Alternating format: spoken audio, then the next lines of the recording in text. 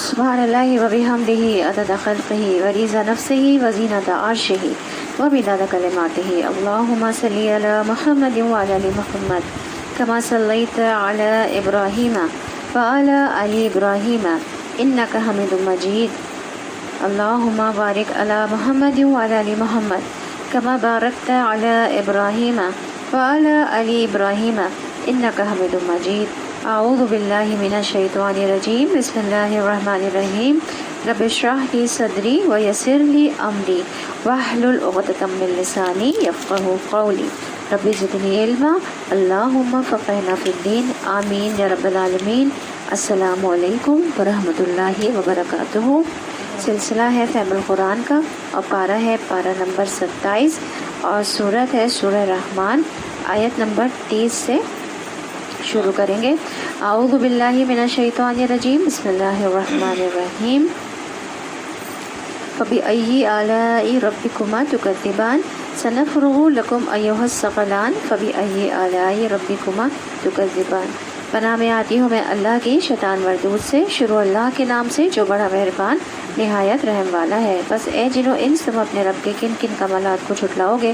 زمین اور آسمان میں جو بھی ہیں سب اپنی حاجتیں اسی سے مانگ رہے ہیں، ہر آن وہ نئی شان میں ہے۔ بس اے جنو انس، تم اپنے رب کی کن کن صفات حمیدہ کو جھٹلاؤ گے؟ اے زمین کے بوجھو، ان قریب ہم تم سے باز پرس کرنے کے لیے فارغ ہوئے جاتے ہیں۔ زمین کے بوجھ کسے کہا گیا ہے؟ جن اور انس کو کہا گیا ہے۔ پھر دیکھ لیں گے تم اپنے رب کے کن کن احسانات کو جھٹلاتے ہو۔ اے گروہ جن و انس، اگر تم زمین اور آسمان کی سرحدوں سے نکل کر بھاگ سکتے ہو تو بھاگ دیکھو، نہیں بھاگ سکتے، اس کے لیے بڑا زور چاہیے۔ اپنے رب کی کن کن قدرتوں کو تم جھٹلاؤ گے؟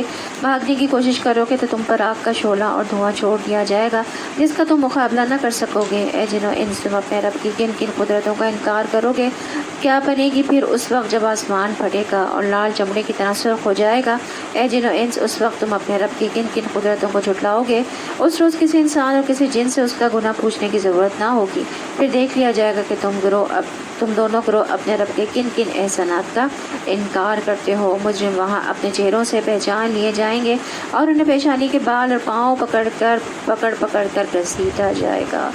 اتنی ذلت آمیز جو ہے وہ سزا ہوگی۔ آپ دیکھیں آج دنیا میں اگر کوئی ہمیں پیشانی کے بال اور ہمارے پاؤں پکڑ کر گھسیٹے تو ہم کتنی اپنی بے عزتی محسوس کریں گے نا، ڈریں گے نا کہ اگر کوئی ہمیں کسی جرم میں یا کسی بھی اس میں ہمیں کوئی اکیوز کرے اور پیشانی کے بال پکڑے تو اس سے کیا ہوتا ہے کہ انسان کی عزت نفس جو ہوتی ہے کتنی مجروح ہوتی ہے۔ تو یہ سزا جو ہے وہ وہاں پہ دی جائے گی۔ اس طرح سے ہمیں پکڑ کر بے عزتی کے ساتھ اللہ نہ کرے کہ ہم ان لوگوں میں شامل ہوں۔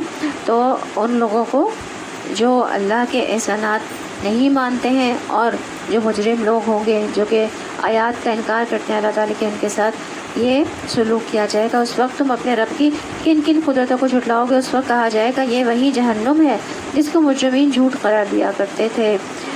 اسی جہنم اور کھولتے ہوئے پانی کے درمیان وہ گردش کرتے رہیں گے۔ پھر اپنے رب کی کن کن قدرتوں کو تم جھٹلاؤ گے؟ اور ہر اس شخص کے لیے جو اپنے رب کی حضور پیش ہونے کا خوف رکھتا ہے 2 باغ ہیں، 2 باغوں کا ذکر ہے اس میں۔ اپنے رب کے کن کن انعامات کو تم جھٹلاؤ گے؟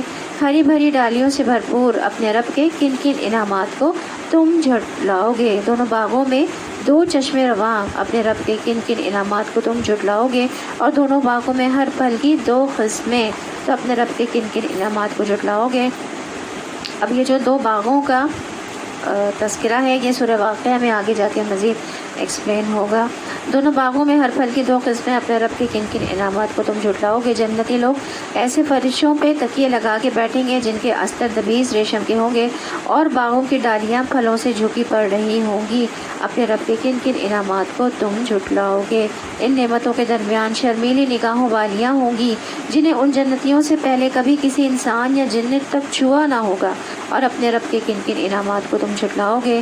ایسی خوبصورت جیسے ہیرے اور موتی، اپنے رب کے کن کن انعامات کو تم جھٹلاؤ گے؟ تو کیا چیزیں ایک آرام نظر آ رہے ہیں، فرشوں پر تکیے لگا کے بیٹھے ہوں گے، ان کے استر جو ہوں گے، آج آپ دیکھیں کہ جو ہم اپنے جو اندر کا استر جو ہوتا ہے وہ ہم تو ایسے ہی لگا دیتے ہیں نا کہ وہ نظر نہیں آتا، لیکن اس کا جو استر ہوگا وہ بھی دبیز ریشم کا ہوگا، تو اوپر کی چیز کیسی ہوگی پھر؟ تو یہاں پہ استر کے بارے میں بتایا گیا کہ استر جو ہے وہ دبیز ریشم کے ہوں گے، تو پھر جو اوپر کی چیز ہوگی وہ کتنی شاندار اور نرم و ملائم ہوگی، اور باغوں کی ڈالیاں پھلوں سے جھکی پڑ رہی ہوں گی، مطلب اتنے ہیوی پھل ہوں گے، ہمیں محنت نہیں کرنا پڑے گا، ہم ویسے ہی اٹھا کر انشاءاللہ تعالی لے لیں گے اور کھا لیں گے۔ اور ان نعمتوں کے درمیان شرمیلی نگاہوں والیاں ہوں گی۔ دیکھیں عورت کی کیا صرف بیان ہوئی، شرم والی، تو عورت کے لیے دیکھیں کسی عبادت کا ذکر نہیں آیا کہ عبادت گزار ہوں گی بیویاں، نہیں، شرمیلی نگاہوں والی ہوں گی۔ تو عبادت سے بھی پہلے عورت کے لیے کیا امپورٹنٹ چیز ہے، اس کی شرم امپورٹنٹ ہے، عورت کی حیا جو ہے اس کا زیور ہے، اور وہی ہے، عورت تو ویسی چھپانے کی چیز ہے، اس کے اندر اگر حیا ہی نہیں ہے، شرم ہی نہیں ہے، تو پھر وہ عورت نہیں کہلاتی۔ تو اس کی پہلی صفت کیا بیان ہوئی ہے کہ وہ شرمیلی نگاہوں والی ہوں گی، جنہیں ان جنتوں سے پہلے کبھی کسی انسان یا جن نے نہ چھوا ہوگا۔ اپنے رب کے کن کن انعامات کو تم جھٹلاؤ گے، ایسی خوبصورت جیسے ہیرے اور موتی، اور ان کی خصوصیات بیان ہوئی ہیں شرمیلی نگاہوں والیوں کی۔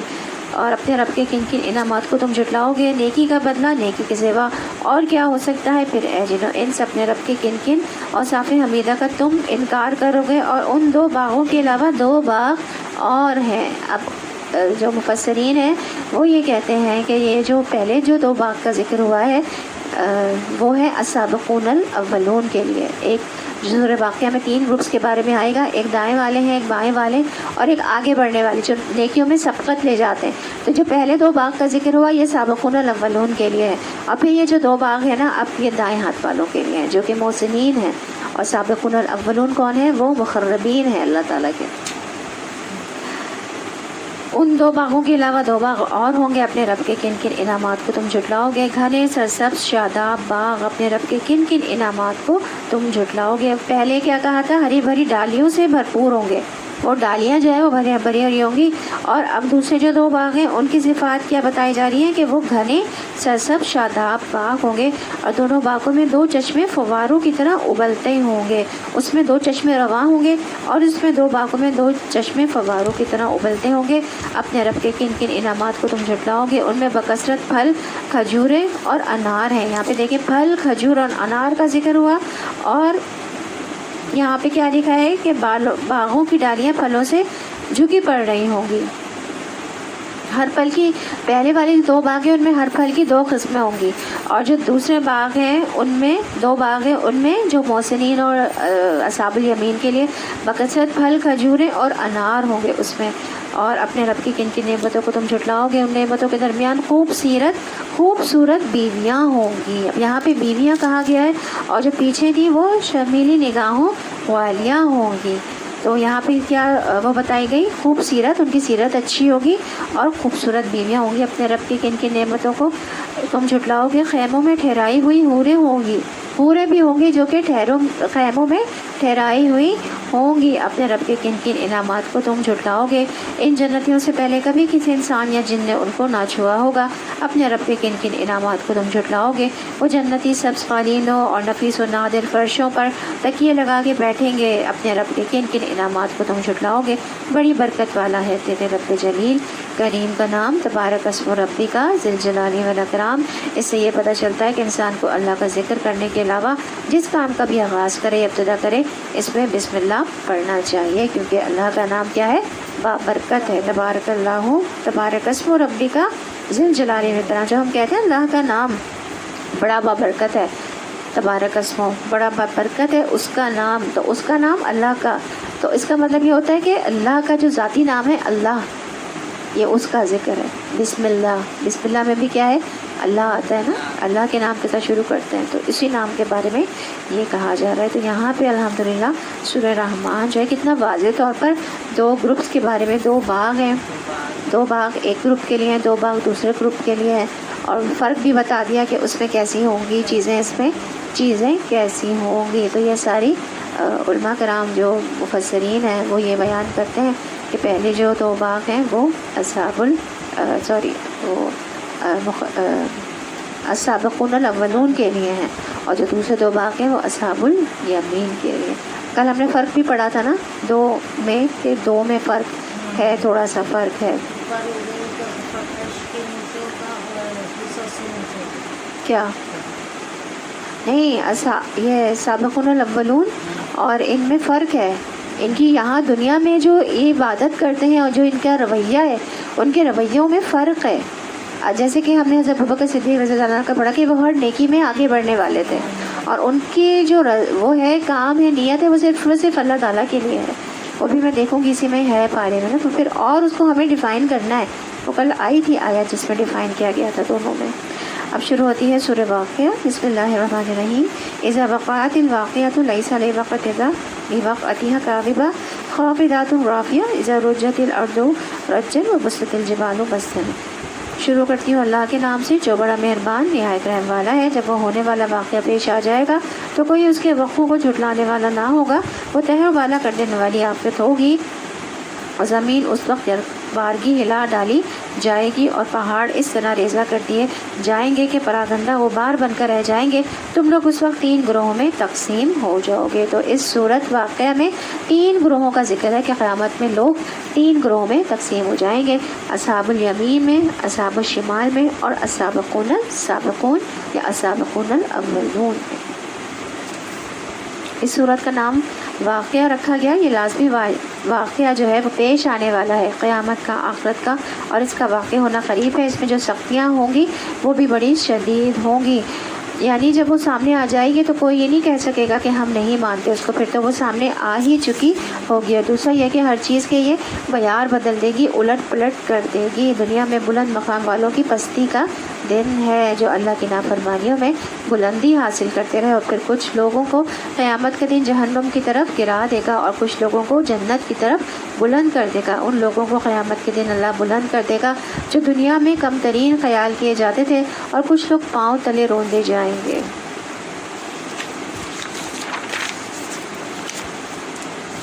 نبی کریم صلی اللہ علیہ وسلم نے فرمایا قیامت کے دن متکبروں کو چوٹیوں کی طرح پیش کیا جائے گا، گویا کہ ان کی شکلیں انسان جیسی ہوں گی اور ہر حقیر چیز ان سے بلند ہوگی. یعنی تکبر کرنے والے، اپنے آپ کو بڑی چیز سمجھنے والے چوٹیوں کی طرح رینگ رہے ہوں گے، یہاں تک کہ وہ جہنم کے ایک ایسے قید خانے میں داخل ہو جائیں گے تو ان کا نام بولس ہوگا اور لوگوں پر آنکھوں کی آنکھ چھائے گی. انہیں طین الحبال پلایا جائے گا جو جہنم کی پیپ ہوگی. رسول اللہ صلی اللہ علیہ وسلم نے فرمایا بے شک قیامت کے دن میرے نزدیک سب سے زیادہ ناپسندیدہ اور دور رہنے والے لوگ وہ ہیں جو زیادہ باتونی، بلا سوچے سمجھے اور بغیر احتیاط کے بولنے والے اور تکبر کرنے والے ہیں. کل بھی ہم نے پڑھا تھا نا یہ. تو حشر میں انسانوں کے 3 گروہ ہوں گے. کچھ لوگ عرش کے دائیں جانب ہوں گے. یہ وہ لوگ ہوں گے جو آدم علیہ السلام کی دائیں جانب سے نکلے. انہیں ان کا نامہ اعمال دائیں ہاتھ میں دیا جائے گا اور انہیں دائیں طرف لے جایا جائے گا. یہ اہل جنت کی اکثریت ہوں گے. کچھ لوگ عرش کے بائیں جانب ہوں گے. یہ آدم علیہ السلام کی بائیں جانب سے نکلے تھے. انہیں ان کے نامہ اعمال بائیں ہاتھ میں دیے جائیں گے. انہیں بائیں جانب لے جایا جائے گا. یہ اہل جہنم کی اکثریت ہوں گے. اللہ ہمیں اس سے بچا لے، آمین. اور کچھ لوگ اللہ کے سامنے ہوں گے. یہ سبقت لے جانے والے ہیں. یہ دائیں ہاتھ والوں سے زیادہ خاص، زیادہ نصیب والے اور اللہ کے زیادہ مقرب لوگ ہیں.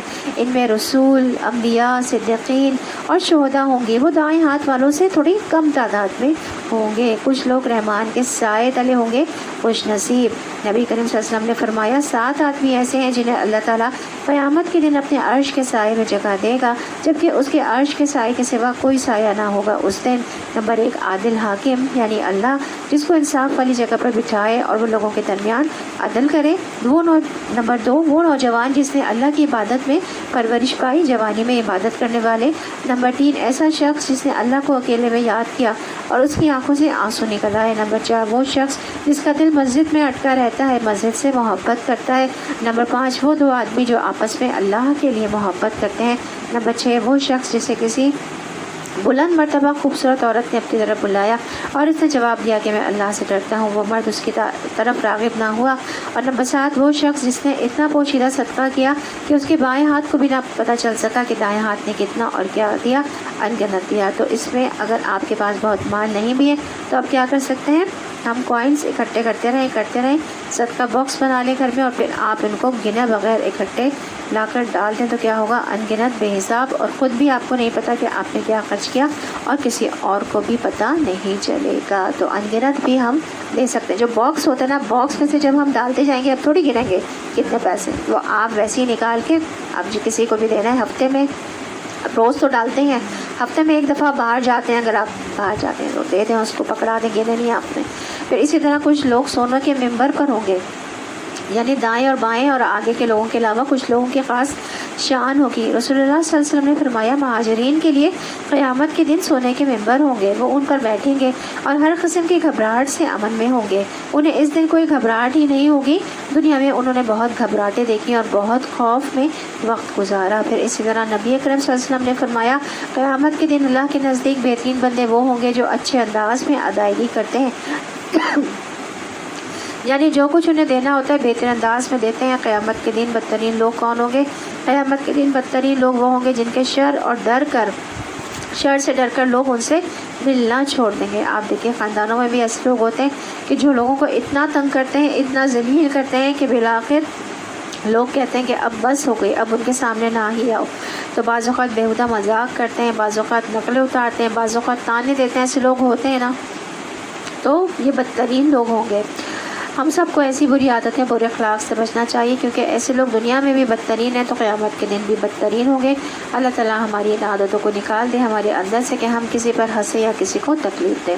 نبی اکرم صلی اللہ علیہ وسلم نے فرمایا قیامت کے دن لوگوں میں سے بدترین آدمی اس کو پاؤ گے جو دو رخا ہوگا، وہ لوگوں کی بات ان تک پہنچاتا اور ان کی بات لوگوں تک پہنچاتا، ادھر کی ادھر لگاتا جا کر۔ کچھ لوگ ایسے ہوں گے جن سے اللہ تعالیٰ کلام بھی نہیں کریں گے۔ بہرحال ہر طرح کے لوگ ہوں گے اور اس دن حشر کے میدان میں اپنے اپنے عمل کے مطابق مقام دیے جائیں گے۔ وہاں ہمیں اپنی جگہ تلاش کرنی ہے کہ ہم کہاں ہوں گے اور میں کہاں ہوں گی، تو ہمیں کون کون سے ایسے کام کرنے جس کی وجہ سے وہاں ہمیں اچھا ٹھکانہ ملے، کیونکہ وہ دن بڑی آفت کا دن ہے۔ دائیں بازو والے، دائیں بازو والوں کی خوش نصیبی کا کیا کہنا، اور بائیں بازو والے تو بائیں بازو والوں کی بد نصیبی کا کیا ٹھکانہ، اور آگے والے تو پھر آگے والے ہی ہیں، وہی تو مقرب لوگ ہیں، نعمت بھری جنتوں میں رہیں گے، اگلوں میں سے بہت ہوں گے اور پچھلوں میں سے کم، مرصع تختوں پر تکیے لگائے آمنے سامنے بیٹھیں گے، ان کی مجلسوں میں ابدی لڑکے شراب چشمہ جاری سے لبریز پیالے اور کنٹر اور ساغر لیے دوڑتے پھرتے ہوں گے، جسے پی کر نہ ان کا سر چکرائے گا نہ ان کی عقل میں فطور آئے گا، اور وہ ان کے سامنے طرح طرح کے لذیذ پھل پیش کریں گے، جسے چاہے چن لے، اور پرندوں کے گوشت پیش کریں گے کہ جس پرندے کا چاہے استعمال کریں۔ ان کے لیے خوبصورت آنکھوں والی حوریں ہوں گی، ایسی حسین جیسے چھپا کر رکھے ہوئے موتی۔ یہ سب کچھ ان اعمال کی جزا کے طور پر انہیں ملے گا جو وہ دنیا میں کرتے رہے تھے۔ ہاں، وہ کوئی بےہودہ کلام یا گناہ کی بات نہ سنیں گے، جو بات بھی ہوگی ٹھیک ٹھیک ہوگی۔ دائیں بازو والوں کی خوش نصیبی کا کیا کہنا، وہ بے خار بیریوں اور تہ بھر تہ چڑھے ہوئے کیلوں اور دور تک پھیلی ہوئی چھاؤں اور ہر دم روا پانی اور کبھی ختم نہ ہونے والے اور بے روک ٹوک ملنے والے بکثرت پھلوں اور اونچی نشست گاہوں میں ہوں گے۔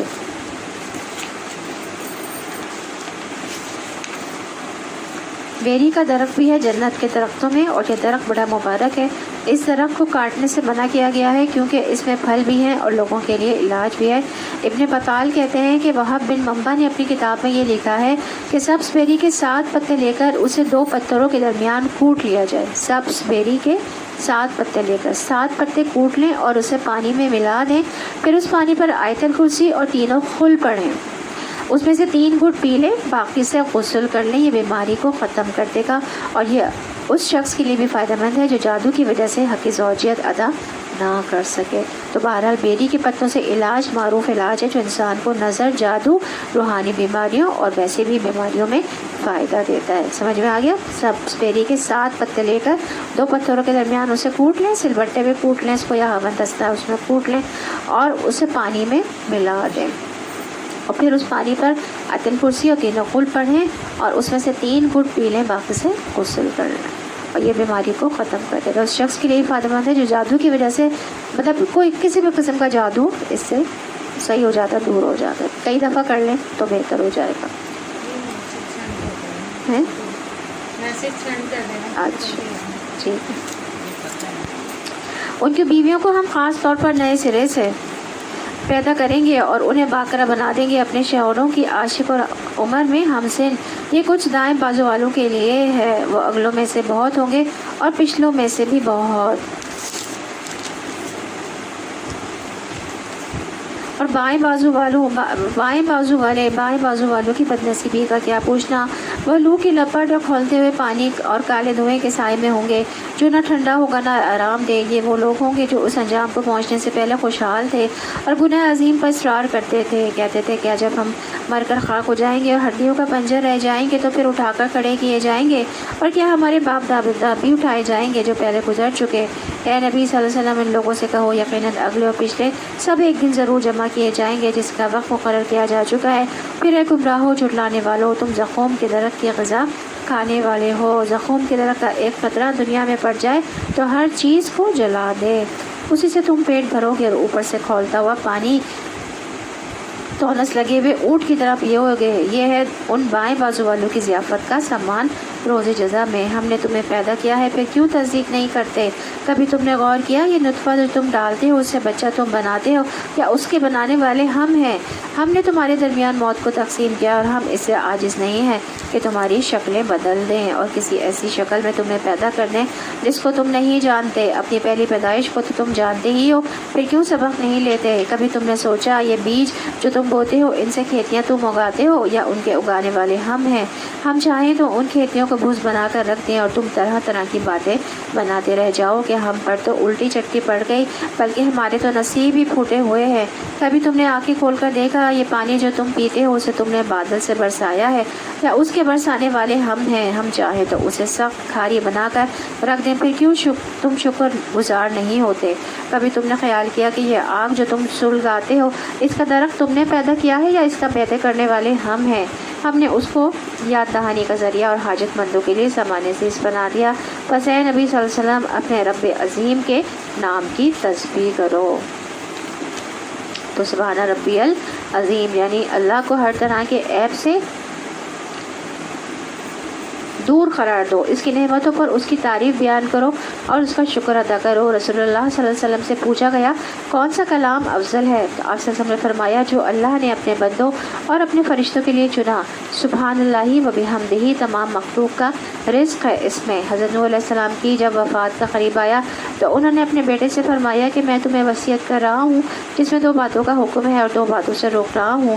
لا الہ الا اللہ کا اقرار کرتے رہنا. اگر 7ویں آسمان اور 7 زمینوں کو ترازو کے ایک پڑے میں رکھ دیا جائے اور لا الہ الا اللہ دوسرے پڑے میں رکھ دیا جائے تو لا الہ الا اللہ والا پڑلا جھک جائے گا، اور اگر 7 آسمان اور 7 زمینیں بند کڑے کی شکل اختیار کر لیں تو لا الہ الا اللہ اس کو بھی توڑ دے گا. سبحان اللہ و بحمدہ کا ورد کرتے رہنا یہ ہر چیز کی نماز ہے، اس کے ذریعے مخلوق کو رزق ملتا ہے. دن میں 100 بار سبحان اللہ و بحمدہ کہنے والے کے گناہ معاف کر دیے جاتے ہیں، اگرچہ وہ سمندر کے جھاگ کے برابر ہی کیوں نہ ہو. اور قیامت کے دن انسان کا بچاؤ کرنے والے کلمات بھی تسبیح ہی ہیں. بس نہیں، میں قسم کھاتا ہوں تاروں کے مواقع کی، اور اگر تم سمجھو تو یہ بہت بڑی قسم ہے کہ یہ بلند پایہ قرآن ہے، ایک محفوظ کتاب میں ثبت ہے جسے متطہرین کے سوا کوئی نہیں چھو سکتا. یہ رب العالمین کا نازل کرتا ہے. پھر کیا اس کلام کے ساتھ تم بے اعتنائی برتتے ہو اور اس نعمت میں اپنا حصہ تم نے یہ رکھا ہے کہ اسے جھٹلاتے ہو؟ اب اگر تم کسی کے محکوم نہیں ہو اور اپنے اس خیال میں سچے ہو تو جب مرنے والے کی جان حلق تک پہنچ چکی ہوتی ہے اور تم آنکھ کو دیکھ رہے ہوتے ہو کہ وہ مر رہا ہے، اس وقت اس کی جان نکلی ہوئی جان کو واپس کیوں نہیں لے آتے؟ اس وقت تمہاری بنسبت ہم اس کے زیادہ قریب ہوتے ہیں مگر تم کو نظر نہیں آتے. موت کے بارے میں بتایا جا رہا ہے، اس وقت اس کی منظر کشی کی جا رہی ہے. پھر وہ مرنے والا اگر مقربین میں سے ہو تو اس کے لیے راحت اور عمدہ رزق اور نعمت بھری جنت ہے. مقربین کون ہے؟ یاد رکھیے مقربین کا ذکر جہاں پہ بھی آئے گا وہ سابقون الاولون ہیں. ان کے لیے کیا ہوگا؟ ان کے لیے راحت ہوگی، سکون ہوگا، عمدہ رزق ہوگا اور نعمت بھری جنت ہوگی.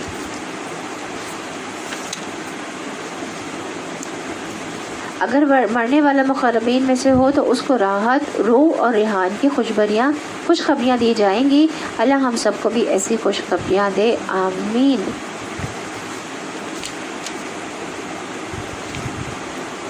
اور اگر وہ اصحاب یمین میں سے تو اس کا استقبال یوں ہوتا ہے کہ سلام ہے تجھے، تو اصحاب الیمین ہے. اب یہ جو موت کے وقت فرشتے آئیں گے نا، وہ کیسا جو گروہ ہیں دو، ان کا کیسا ان کے لیے ہوگا؟ ان کے لیے کیا ہے؟ خوشبو نہیں آئے گی. ان کے لیے خوشبو نہیں ہے، ان کے لیے راحت سکون نہیں ہے اور عمدہ رزق نہیں ہے. ان کے لیے کیا ہے؟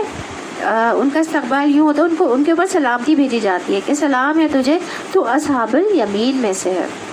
اور اگر وہ جھٹلانے والے گمراہ لوگوں میں سے ہو تو اس کی تواضع کے لیے کھولتا ہوا پانی ہے اور جہنم میں جھونکا جانا ہے۔ یہ سب کچھ قطعی حق ہے، بس اے نبی اپنے رب عظیم کے نام کی تسبیح کرو۔ تو وہ ہے نا کہ موت کے وقت سے ہی ان کو انعامات ملنا شروع ہو جاتے ہیں۔ جو 2-3 گروپس ہیں مختلف، ان تینوں گروپس میں بلکہ جو 2 جنت والے بھی ہیں نا، اصحاب دائیں ہاتھ والے اصحاب الیمین جو ہیں اور السابقون الاولون جو ہیں، ان کی موت کے وقت سے ہی وہ مختلف ہے، ان کے ساتھ ٹریٹمنٹ جو ان کے لیے خوشبو آ رہی ہے اور ان کے لیے عمدہ رزق آ رہا ہے، اور کیا آ رہا ہے، راحت ہے، سکون ہے، اللہ کی طرف سے راحت مل رہی ہے ان کو موت کے وقت سے ہی۔ اور جب اصحاب الیمین ہیں ان کے لیے سلامتی بھیجی جا رہی ہے، اللہ کی طرف سے سلام بھیجا جا رہا ہے کہ تم مبارک ہو، تم اصحاب الیمین میں سے۔ فرق ہے نا دونوں میں۔ اور اصحاب الشمال جو ہیں ان کے لیے تو وہ جو آئیں گے ان کے ماریں گے بھی، اور وہ اپنے جسم میں چھپنے کی کوشش بھی کرے گی ان کی روح، تو جو کفار ہوں گے، جو بائیں ہاتھ والے ہوں گے تو ان کو تو پکڑ کر کھینچ کر نکالیں گے، اور بہت بھیانک شکل والے فرشتے آئیں گے ان کے لیے، اور ان کے لیے تو اچھی خوبصورت شکل والے فرشتے آئیں گے، اور خوشخبریاں جو ہے وہ دونوں کے لیے کیا ہے، مختلف ہیں۔ تو وہ یہ سب کچھ قطعی حق ہے۔ اِنَّ هَذَا لَهُوَ حَقُّ الْيَقِينِ، کہ یہ سب حق ہے اور ایسے ہی ہوگا۔ بس اے نبی اپنے رب عظیم کے نام کی تسبیح کرو۔ یہاں پہ ہماری سورہ واقعہ الحمدللہ جو ہے وہ مکمل ہوئی۔ اب شروع ہوتی ہے ہماری سورہ حدید۔ بسم اللہ الرحمن الرحیم۔ سبح للہ ما فی السماوات والارض وهو العزیز الحکیم، لہ ملک السماوات والارض یحیی ویمیت وهو علی کل شیء قدیر۔ شروع کرتی ہوں اللہ کے نام سے جو بڑا مہربان رحمت رحم والا ہے۔ اللہ کی تسبیح کی ہے ہر اس چیز نے جو زمین اور آسمانوں میں ہے، اور وہی زبردست و دانا ہے۔ زمین اور آسمانوں کی سلطنت کا مالک وہی ہے، زندگی بخشتا ہے اور موت دیتا ہے، اور ہر چیز پر قدرت رکھتا ہے۔ وہی اول بھی ہے اور آخر بھی، اور ظاہر بھی اور مخفی بھی، اور ہر وہ چیز کا علم رکھتا ہے۔ هو الاول والآخر والظاہر والباطن۔ اللہ کے یہ 4 نام بڑی اہمیت کے حامل ہیں۔ ان کے ساتھ جو شخص اللہ کو پکارتا ہے، اللہ تعالیٰ اس کے وسوسے وغیرہ کو بھی دور کر دیتے ہیں۔ سوتے وقت کی دعا میں بھی یہ نام آتے ہیں جو نبی کریم صلی اللہ علیہ وسلم نے حضرت فاطمہ رضی اللہ عنہ کو پڑھنے کے لیے کہا تھا، جیسے کہ یہاں پہ فرمایا گیا ہے نا، هو الاول والآخر والظاہر والباطن۔ تو یہ 4 نام بڑی اہمیت کے حامل ہیں۔ تو یہ دعا ہے جو میں پڑھ رہی ہوں، یہ حفاظت کی دعاؤں میں ایاک نستعین کتاب میں بھی موجود ہے، اس کو پڑھنا چاہیے ہر ایک کو۔ نبی کریم صلی اللہ علیہ وسلم نے حضرت فاطمہ رضی اللہ عنہ کو بھی پڑھنے کے لیے کہا تھا، اللہم رب السماوات و رب الارض و رب العرش العظیم، ربنا و رب کل شیء فالق الحب والنوا و منزل التوراۃ والانجیل والفرقان، اعوذ بک من شر کل شیء انت آخذ بناصیتہ، اللہم انت الاول فلیس قبلک شیء وانت الآخر، اللہ کا نام ہے نا، فلیس بعدک شیء وانت الظاہر، اللہ کا نام، فلیس فوقک شیء وانت الباطن، اللہ کا نام، فلیس دونک شیء اقضی عنا الدین واغننا من الفقر۔ یعنی اس دعا میں اللہ تعالیٰ کے 4 نام آ رہے ہیں، اور کیا کہا جا رہا ہے، جو شخص اللہ کو پکارتا ہے ان ناموں کے ساتھ اللہ تعالیٰ اس کے وسوسے وغیرہ بھی دور کر دیتے ہیں۔ تو سوتے وقت کی دعا میں بھی یہ نام آتے ہیں، اور جو نبی صلی اللہ علیہ وسلم نے اپنی بیٹی کو پڑھنے کے لیے بتائے تھے۔ وہی ہے جس نے آسمان و زمین کو 6 دنوں میں پیدا کیا اور پھر عرش پر جلوہ فرما ہوا۔ اس کے علم میں ہے جو کچھ زمین میں جاتا ہے، جو کچھ اس سے نکلتا ہے، اور جو کچھ آسمان سے اترتا ہے، جو کچھ اس میں چڑھتا ہے۔ وہ تمہارے ساتھ ہے جہاں بھی تم ہو، جو کام بھی تم کرتے ہو اسے وہ دیکھ رہا ہے۔ تو اب چڑھتا کیا کیا ہے زمین میں؟ زمین میں کیا کیا جاتا ہے؟ بارش کا پانی جاتا ہے زمین میں، اور بیج وغیرہ جاتے ہیں، اور کیا جاتا ہے؟ مردے جاتے ہیں، وہ بھی اللہ کے علم میں ہے۔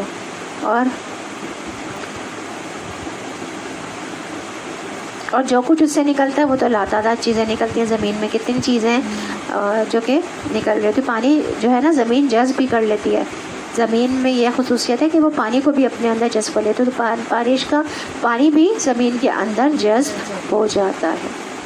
اچھا، نکلتا تو بہت کچھ ہے زمین سے، معدنیات نکلتی ہیں، سبزیاں، ترکاریاں، پھل، کھیت، تیل، معدنیات، ساری چیزیں آ گئی نا، آرنامنٹس سارے کتنے ہیں آپ دیکھ رہے ہیں، زیورات جو ہے وہ بھی نکل رہے ہوتے زمین سے، اور جو کچھ ہے نکلتا ہے، اور جو کچھ آسمان سے اترتا ہے اور جو کچھ اس میں چڑھتا ہے، اترتا کیا کیا ہے، وہی اترتی تھی لیکن اب تو نہیں اترتی، فرشتے ابھی بھی اترتے ہیں اور فرشتے جاتے بھی ہیں، چڑھتا میں ہے نا، جیسے کہ جو کچھ اس میں چڑھتا ہے فرشتے، اور ہمارے وہ جو ہم نے کلمات پڑھے تھے اور اعمال صالح، دو چیزیں، ہم جو ذکر کرتے ہیں، اذکار کرتے ہیں، تسبیح کرتے ہیں اللہ کی، وہ بھی اوپر چڑھتی ہے، اور ہمارے اعمال صالح ان کو اوپر اٹھاتے ہیں، تو یہ دو چیزیں چڑھتی ہیں، اور پھر اوپر سے کیا اترتا ہے، تقدیر کے فیصلے اترتے ہیں، اور بارش بھی اترتی ہے اوپر سے، تو یہ اللہ کی رحمت اوپر سے اترتی ہے، برکتیں اتر رہی ہوتی ہیں اوپر سے، اور نیچے سے کیا کیا چیزیں جاری ہوتی ہیں، یہ ساری روحیں بھی اوپر جاری ہوتی ہیں،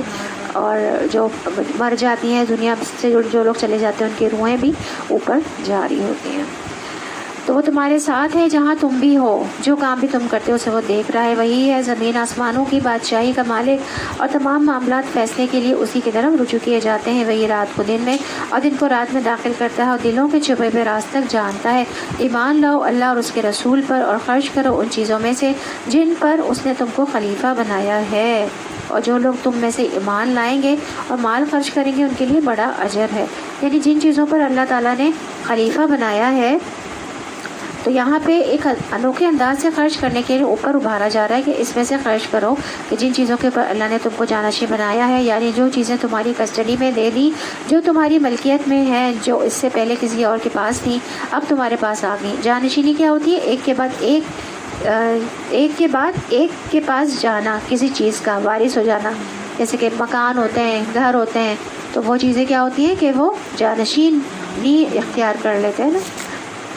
تو آپ دیکھیے اپنے ماں باپ کا سوچیے، اکثر خیال بھی آتا ہے کیسا گھر تھا ان کا، کیسے زیورات تھے امی کے، کیا ہوتا ہے بچیوں اور بہوؤں کے پاس ہی جاتے ہیں، کتنے بچے تھے، کیا کیا نعمتیں آتی تھیں، ہر ایک کو اپنے ماں باپ کے گھر کی نعمتیں اور رونقیں سب کچھ یاد آتا ہے، اور آج ہی وہ منو مٹی کے نیچے ہے، کوئی چیز ان کے نام کی نہیں اور کوئی چیز ان کی نہیں سوائے اس کے کہ جو وہ کما کر چلے گئے، وہ اپنے ساتھ نیک اعمال گئے، تمام چیزیں جو ہے ان کی اولاد میں کیا ہوتی ہیں، ٹرانسفر ہو جاتی ہیں، تو یہ اللہ کی راہ میں دے کے چلے گئے۔ آج اللہ نے ان کے بعد ہم کو ان کا جانشین بنا دیا، آج ہم بھی زمین پر ہیں، ہم ان گھروں میں رہ بس رہے ہیں جو ہمارے پاس ہے، جن کے ہم مالک ہیں، ہم ان کے ساتھ کیا کر رہے ہیں، اللہ کی راہ میں کتنا دے رہے ہیں، تو زیادہ سے زیادہ ہم اپنے لیے جمع کر دیں، یہاں سے آخرت کے لیے جمع کر دیں تو وہ بہتر ہے۔ ہم کیا کرتے ہیں، زیادہ بچا کے رکھیں، ہماری اولاد کے کام آئے گا، تو دینے والی ذات تو اللہ تعالیٰ کی ہے نا، دیکھو اولاد کو بھی اللہ تعالیٰ دے دے گا، لیکن ہم اسی مال میں سے اولاد کو آپ صدقہ جاریہ بنا دیں اپنا،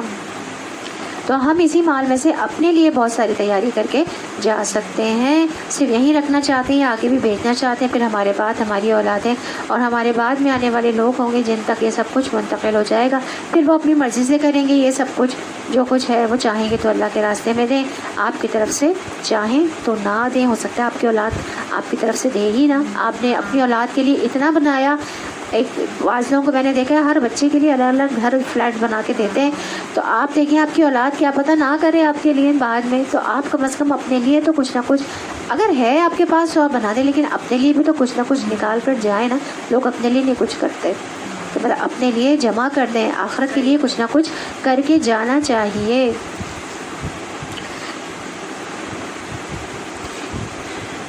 تمہیں کیا ہو گیا ہے کہ تم اللہ پر ایمان نہیں لاتے، حالانکہ رسول تمہیں اپنے رب پر ایمان لانے کی دعوت دے رہا ہے، اور وہ تم سے عہد لے چکا ہے، اگر تم واقعی ماننے والے ہو، وہ اللہ ہی تو ہے جو اپنے بندے پر صاف صاف آیتیں نازل کر رہا ہے تاکہ تمہیں تاریکیوں سے نکال کر روشنی میں لے آئے، اور حقیقت یہ ہے کہ اللہ تم پر نہایت شفیق اور مہربان ہے۔ آخر کیا وجہ ہے کہ تم اللہ کی راہ میں خرچ نہیں کرتے، حالانکہ زمین اور آسمان کی میراث اللہ ہی کے لیے ہے، تم میں سے جو لوگ فتح کے بعد خرچ اور جہاد کریں گے وہ کبھی ان لوگوں کے برابر نہیں ہو سکتے جنہوں نے فتح سے پہلے خرچ کیا اور جہاد کیا، ان کا درجہ بعد میں خرچ اور جہاد کرنے والوں سے بڑھ کر ہے، اگرچہ اللہ نے دونوں ہی سے اچھے وعدے فرمائے ہیں، جو کچھ تم کرتے ہو اللہ اس سے باخبر ہے۔ یعنی کہ فرق ہے کہ جنہوں نے جہاد کے وقت خرچ کیا، جس وقت بہت زیادہ تنگی تھی، اس وقت دیا دین اسلام کے لیے بہت زیادہ کام کیا، جیسے حضرت ابوبکر صدیق، صحابہ کرام تھے، خلفائے راشدین تھے، یہ جو چار انہوں نے بہت کیا، جتنے بھی غزوات ہوتے تھے اس میں بہت زیادہ اپنا سامان سارا، اپنی جان تک جو ہے وہ لگا دی، کہ پرواہ نہیں کی کہ ہماری جان بھی اس میں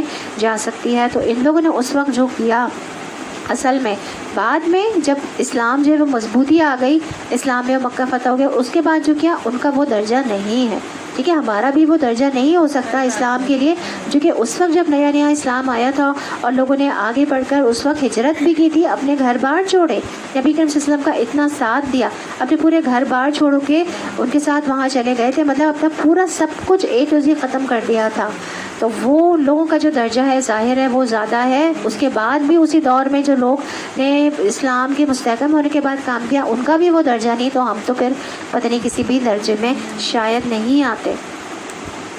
کون ہے جو اللہ کو قرض دے اچھا قرض، تاکہ اللہ اسے کئی گنا بڑھا کر واپس کر دے، اور اس کے لیے بہترین اجر ہے۔ اور یہاں پہ قرض حسنہ قرآن مجید میں کئی بار یہ لفظ جو ہے وہ آیا ہے، یہاں پہ اچھا قرض جو ہے اس کا مطلب ہے قرض حسنہ۔ یہ جو آیت ہے من ذا الذی یقرض اللہ قرضا حسنا فیضاعفہ لہ ولہ اجر کریم، تو قرض حسنہ وہ ہوتا ہے جو پاک اور حلال مال سے دیا جاتا ہے، گھٹیا اور ناپاک مال سے نہ ہو، وہ صدقہ جو انسان خوش دلی سے نکالے اور اس وقت اللہ کی رضا حاصل کرنے کی تمنا ہو، وہ خرچ جو کسی کو دے کر اس پر احسان نہ جتلایا جائے، نہ کسی کو ایذا دی جائے، اور پھر وہ خرچ جو انسان اللہ کے دین کے کام کے لیے دے، اس کو قرض حسنہ کہتے ہیں۔ تو اللہ تعالیٰ اس کو تمہارے لیے دگنا کر دے گا اور تم کو اجر عطا کرے گا۔ دگنا یہاں پہ کہا گیا ہے لیکن اصل میں دگنا نہیں ہے، یہ جو ہے 700 گنا یا اس سے بھی زیادہ ہوتا ہے۔ قرض حسنہ جو ہوتا ہے اللہ کی راہ میں وہ 700 گنا یا اس سے بھی زیادہ ہوتا ہے۔ تو خرچ کرنے کے سلسلے میں یہ بھی یاد رکھیں کہ جو چیزیں ہیں وہ گھٹیاں نہ ہوں اور قابل استعمال ہوں، کیونکہ اگر ہم دے دیتے نا گھٹیاں اور ناقابل استعمال، تو پھر جو ہے وہ ہمارا صدقہ پھر اتنا اچھا شمار نہیں ہوتا۔ تو اللہ کے راستے میں ہم دیتے ہوئے کیا چیزیں ہمیں دینی ہیں؟ عمدہ چیزیں دینی ہیں، ہاں جو ہمیں پسند ہے، جو آپ دوسروں کے لیے وہی پسند کریں جو آپ اپنے خود کے لیے پسند کرتے ہیں۔ تو گھٹیا چیز مطلب دیکھیں جو خراب چیز ہے یا جو بچ گئی ہے، جیسے اس دن بات ہوئی تھی کھانا بچ گیا، وہ دے سکتے ہیں، وہ بھی دے سکتے ہیں، بچا ہوا ہے، لیکن اکثر بہت ہی خراب حالت میں چیزیں ہو رہی ہوتی ہیں۔ ایون یہ کہ ہم نے یہ بھی دیکھا ہے کہ بہت نہیں جائے سڑے ہوئے پھل تک لوگ دے رہے ہوتے ہیں، اور ہاں سڑے ہوئے پھل دے دیتے ہیں لوگ، تو یہ ان کے لیے وہ پھینکنے کے ڈسٹ بن کی نظر کریں۔ وہ جو پہلی دے دیتے نا، جیسی کوئی چیز لے کر آئیں آپ 2-3 نکال کے، آپ کو پتہ ہے کہ بچ جاتے ہیں یا خراب ہو جاتے ہیں، آپ اتنا اماؤنٹ لے کر آتے ہیں، آپ پہلے نکال کے دے دیں نا، اپنے استعمال زیادہ ہے نا، اتنا اندازہ ہوتا ہے نا، تو آپ تھوڑا سا پھر برکت ہوگی اگر ہم پہلے سے نکال دیں گے۔ تو 2 دن اگر آپ شروع میں ہی نکال کے دے دیں، آپ جمعدار کو دیتے ہیں یا آپ ماسی کو دیتے ہیں، اگر شروع میں ہی دے دیں تو وہ زیادہ اچھا ہو جائے گا نا، خوش ہو جائے گی، پھر اللہ تعالیٰ بھی بہت خوش ہوں گے آپ کے اس عمل سے۔ اللہ تعالیٰ ہم کو ایسا صدقہ کرنے کی توفیق عطا فرمائے۔ اس دن کے جب مومن مردوں اور عورتوں کو دیکھو گے کہ ان کا نور ان کے آگے آگے اور ان کے دائیں جانب دوڑ رہا ہوگا۔ اب نور والی بھی بات آئی نا، ان کا نور آگے، اور یہ ہم نے پڑھا تھا وہ کون سی 5 چیزیں تھیں جو کہ ہمارا نور جو ہے وہ بڑھائیں گی اور ہمیں نور ملے گا، پڑھا تھا نا ہم نے، یاد نہیں ہے؟ یہ تو یاد رکھنے کا تھا، میں نے کہا تھا اس کو یاد کرنا۔ اندھیرے میں جو جاتے ہیں نماز پڑھنے کے لیے، فجر کی اور عشاء کی۔ نمبر 2 جو 5 فرض نمازوں کی حفاظت کرتے ہیں۔ نمبر 3 جو قرآن پڑھتے ہیں، سیکھتے ہیں اور حفظ بھی کرتے ہیں۔ اور نمبر 4 جو اللہ کی راہ میں صدقہ کرتے ہیں۔ اور نمبر 5 میں خود بھول رہی ہوں، ہاں چلو یاد کرنا اس کا کیا تھا، ہم نے یہ دوبارہ بھی ریپیٹ کیے تھے یہ چیزیں جو ہے نا۔ تو یہ 5 چیزیں ہیں جو کہ اللہ کے نور کو ہمیں وہاں پہ ملے گا، اس کا نور، ان اعمال کا نور ہمیں ملے گا، اور وہ ہمارے لیے آگے آگے دوڑ رہا ہوگا۔ ان سے کہا جائے گا آج بشارت ہے تمہارے لیے، جنتیں ہوں گی جن کے نیچے نہریں بہہ رہی ہوں گی، جن میں وہ ہمیشہ رہیں گے، یہی ہے بڑی کامیابی۔ تو یہ کب کہیں گے؟ جب انسان پل صراط پر ہوگا، آ گئی ہو، کیونکہ جو پل صراط ہے وہ اندھیرے میں ہوگا، اس وقت ہر شخص کے پاس صرف اپنی روشنی ہوگی۔ نبی کریم صلی اللہ علیہ وسلم نے فرمایا قیامت کے دن اللہ ہر ایک کو اس کے عمل کے مطابق نور دے گا۔ بعض کو نور ایک عظیم پہاڑ کے برابر دیا جائے گا جو ان کے آگے آگے دوڑے گا، کچھ لوگوں کے اس سے ذرا کم نور دیا جائے گا، کچھ لوگوں کے کھجور کے پودے کے برابر جو انہوں نے ہاتھ میں پکڑا ہوگا، اور کسی کو اس سے بھی کم، یہاں تک کہ آخری آدمی جس کو نور دیا جائے گا وہ اس کے پاؤں کے انگوٹھے کے اوپر دیا جائے گا کہ کبھی وہ جلے گا اور کبھی بجھ جائے گا۔ تو جب پاؤں روشنی کرے کرے گا تو وہ آگے چلے گا، اور جب نور بجھا دیا جائے گا تو وہ رک جائے گا، اور اب تبارک تعالیٰ ان کے آگے آگے ہوں گے یہاں تک کہ ان کو آگ کی طرف لے جایا جائے گا، تو اس کا اثر تلوار کی تیزی کی طرح باقی رہے گا، اور وہ پھسلن والا ہوگا۔ کیا؟ جو پل صراط کا راستہ، اس کی ڈسکرپشن ہے۔ ان کو کہا جائے گا گزرو، تو وہ اپنے نور کے مطابق گزر جائیں گے۔ بعض ہوں گے جو آنکھ جھپکنے کی دیر میں گزر جائیں گے، بعض وہ ہوں گے جو بجلی کی طرح گزر جائیں گے، بعض بادلوں کی طرح گزر جائیں گے، کچھ ستاروں کے ایک دوسرے کے اوپر حملے کرنے کی طرح گزر جائیں گے، کچھ لوگ آندھی کی طرح گزر جائیں گے، کچھ لوگ گھوڑوں کے دوڑنے کی طرح گزر جائیں گے، کچھ آدمیوں کے دوڑنے کی طرح گزریں گے۔ پھر اس کے گزرنے کی پاری آئے گی جس کو روشنی اس کے پاؤں کی پشت پر دی گئی ہوگی، وہ چہرے، ہاتھوں اور پاؤں کے بل رینگ رینگ کر گزرے گا، کوئی ہاتھ گرے گا، کوئی ہاتھ چمٹ جائے گا، کوئی پاؤں گرے گا، کوئی پاؤں چمٹ جائے گا، اس کے کناروں اور پیروں کو آگ نہیں پہنچے گی، لیکن پھر بھی رینگتے رینگتے آخر نجات پا جائے گا۔ وہ جب نجات پا جائے گا اور رک جائے گا، کہے گا اللہ کا شکر جس نے مجھے وہ دیا جو کسی کو نہیں دیا، جبکہ میں نے جہنم کو دیکھ لیا تو اس نے مجھے اس سے نجات دے دی۔ تو یاد رکھیے قیامت کے دن منافق کا نور جو ہے وہ بجھا دیا جائے گا اور مومن کو نور عطا کیا جائے گا۔ اس روز منافق مردوں عورتوں کا حال یہ ہوگا کہ وہ مومنوں سے کہیں گے کہ ذرا ہماری طرف دیکھو تاکہ ہم تمہارے نور سے کچھ فائدہ اٹھائیں، مگر ان سے کہا جائے گا پیچھے ہٹ جاؤ، اپنا نور کہیں اور تلاش کرو۔ پھر ان کے درمیان ایک دیوار حائل کر دی جائے گی جس میں ایک دروازہ ہوگا، اس دروازے کے اندر رحمت ہوگی اور باہر عذاب۔ وہ مومنوں سے پکار کر کہیں گے کیا ہم تمہارے ساتھ نہ تھے؟ مومن جواب دیں گے ہاں، مگر تم نے اپنے آپ کو خود فتنے میں ڈالا، موقع پرستی کی شک میں پڑے رہے اور جھوٹی توقعات تمہیں فریب دیتی رہی، یہاں تک کہ اللہ کا فیصلہ آ گیا اور آخر وقت تک وہ بڑا دھوکے باز شیطان تمہیں اللہ کے معاملے میں دھوکہ دیتا رہا۔ لہٰذا آج نہ تم سے کوئی فدیہ قبول کیا جائے گا اور نہ ان لوگوں سے جنہوں نے کھلا کفر کیا تھا، تمہارا ٹھکانہ جہنم ہے، وہی تمہاری خبرگیری کرنے والی ہے اور یہ بدترین انجام ہے۔ کیا ایمان لانے والوں کے لیے ابھی وہ وقت نہیں آیا کہ ان کے دل اللہ کے ذکر سے پگھلیں اور ان کے نازل کردہ حق کے آگے جھکیں، اور وہ ان لوگوں کی طرح نہ ہو جائیں جنہیں پہلی کتاب دی گئی تھی، پھر ایک لمبی مدت ان پر گزر گئی تو ان کے دل سخت ہو گئے اور آج ان میں سے اکثر فاسق بنے ہوئے ہیں۔ خوب جان لو کہ اللہ زمین کو اس کی موت کے بعد زندگی بخشتا ہے، اور ہم نے نشانیاں تم کو صاف صاف دکھا دی ہیں، شاید کہ تم عقل سے کام لو۔ مردوں عورتوں میں سے جو لوگ صدقات دینے والے ہیں اور جنہوں نے اللہ کو قرض حسن دیا ہے، ان کو یقیناً کئی گنا بڑھا کر دیا جائے گا اور ان کے لیے بہترین اجر ہے۔ تو عورتوں کا الگ ذکر آیا ہے، عورتوں کو اپنے لیے الگ صدقہ کرنا چاہیے، یہ نہیں سوچنا چاہیے کہ وہ میرے شوہر جاتے ہیں مسجد میں تو سارے گھر والوں کی طرف سے ڈال آتے ہیں صدقہ۔ صحابیات جو تھیں وہ اپنے ہاتھوں کی کمائی سے صدقہ کیا کرتے تھیں، کیونکہ جو اپنے ہاتھ کی کمائی کا صدقہ ہوتا ہے وہ اور زیادہ بہتر ہوتا ہے۔ حضرت عائشہ صدیقہ رضی اللہ عنہ کیا کرتی تھیں؟ ٹوپیاں سیا کرتی تھیں اور ان سے ان کی کمائی آتی تھی۔ اور بھی بہت ساری صحابیات ہیں وہ کچھ نہ کچھ اپنے ذاتی جو اخراجات ہیں اس کے لیے کچھ نہ کچھ ایسے کام کیا کرتی تھیں۔ تو ہم بھی کر سکتے ہیں، گھروں میں کچھ نہ کچھ ٹیوشنز پڑھا سکتے ہیں۔ اب جب اپنے صدقے کی بات سن لی کہ عورتیں کرتی ہیں تو ہمیں ضروری نہیں ہم انہیں پر ہی قبضہ کر کے بیٹھ جائیں، اپنے شوہروں کے اس پر یا اپنے بیٹیوں کی کمائیوں پر۔ کچھ نہ کچھ ہم کام کر سکتے ہیں، ہم علم دے سکتے ہیں، ہم پڑھا سکتے ہیں اور ٹیوشنز پڑھا سکتے ہیں۔ جتنا بھی آئے کم بھی آپ صدقہ کریں، آپ کو اللہ تعالیٰ اس کو بڑھائے گا، اسی میں پڑھائے گا، اسی میں اتنی زیادہ اللہ تعالیٰ۔ کوئی اسکل ہے آپ کے پاس، کوکنگ ہے، اگر آپ کھانے بنا کے آپ دیں، سروس دیں اپنی، کیوں نہیں دے سکتی؟ اگر اچھا کھانا، ہر عورت اچھا کھانا بنانا جانتی ہے، بیکنگ کرنا جانتی ہے، آپ اپنی ویسینٹی میں دیں، آپ اپنی فلیٹوں میں ہی دیں، آپ یہیں قریب، آپ کو کہیں اور جانے کی بھی ضرورت نہیں ہے، آپ ایک چھوٹا سا بورڈ لگا دیں، آپ ویکینڈس پہ کر لیں، سیٹرڈے سنڈے کر لیں، ہر روز نہیں۔ آپ کے اگر بیکنگ کریں آپ فرائیڈے سیٹرڈے سنڈے کر لیں، آرڈرس پہلے سے دے دیں یا آرڈرس لے لیں کہ ہم اس دن ہمارا یہ ہم کیک بنا رہے ہیں یا ہم یہ چیز بنا رہے ہیں، تو ہم آرڈر لے لیں پہلے سے، اسی کے حساب سے آپ چیزیں خریدیں اور اسی حساب سے پھر میں جانتی ہوں ایک خاتون کیسی واٹس ایپ پر وہ لیتی ہیں، فیس بک پر ہے کہ وہ Saturday Sunday, Friday Saturday Sunday order لیتی ہیں، بلکہ تھرسڈے تک آرڈر لیتی ہیں، اب وہ بنا کے کب دیتی ہیں؟ فرائیڈے سیٹرڈے سنڈے 3 دن، اور جتنے آرڈرز ہوتے ہیں پہلے کلوز ہو جاتے ہیں تھرسڈے کو، اور جو ہے وہ پھر اس دن بس اتنا ہی وہ خریدتی ہیں، ان کا ضائع بھی نہیں ہوتا۔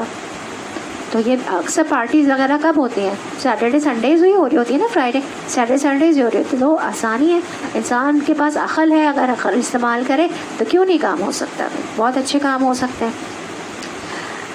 تو اپنے ہاتھ کی کمائی کا صدقہ ہوتا ہے اور وہ زیادہ بہتر ہوتا ہے. لیکن اگر کمائی نہیں بھی تو آپ کے پاس کچھ پوزیشن میں ہے, کچھ والدین سے ملا ہوا, شوہر کی طرف سے جو مل گیا, اس میں سے بھی آپ اپنی مرضی سے پھر صدقہ کر سکتے ہیں. صدقہ اور قرض حسنہ دونوں میں فرق ہے. قرض حسنہ وہ جو فی سبیل اللہ کے راستے میں دیا جاتا ہے, جو اللہ کو آپ نے بس دے دیا, یا اس کی دنیا میں آپ کو واپسی کی توقع نہیں, پھر قیامت کے دن اللہ تعالیٰ آپ کو اس کا اجر دے گا. اور جو لوگ اللہ اور اس کے رسولوں پر ایمان لائے ہیں وہی اپنے رب کے نزدیک صدیق اور شہید ہیں, ان کے لیے ان کا اجر اور ان کا نور ہے. اور جن لوگوں نے کفر کیا ہے, ہماری آیات کو جھٹلایا ہے, وہ دوزخی ہیں. خوب جان لو کہ یہ دنیا کی زندگی کے سوا کچھ نہیں, ایک کھیل اور دل لگی اور ظاہری ٹیپ ٹاپ, اور تمہارا آپس میں ایک دوسرے پر فخر جتانا, مال و اولاد میں ایک دوسرے سے بڑھ جانے کی کوشش کرنا ہے. اس کی مثال ایسی ہے جیسے ایک بارش ہو گئی تو اس سے پیدا ہونے والی نباتات کو دیکھ کر کاشتکار خوش ہو گئے, پھر وہی کھیتی پک جاتی ہے اور تم دیکھتے ہو کہ وہ زرد ہو گئی, پھر وہ بھوس بن کر رہ جاتی ہے. اس کے برعکس آخرت وہ جگہ ہے جہاں سخت عذاب ہے اور اللہ کی مغفرت اس کی خوشنودی ہے. دنیا کی زندگی ایک دھوکے کی ٹٹی کے سوا کچھ نہیں.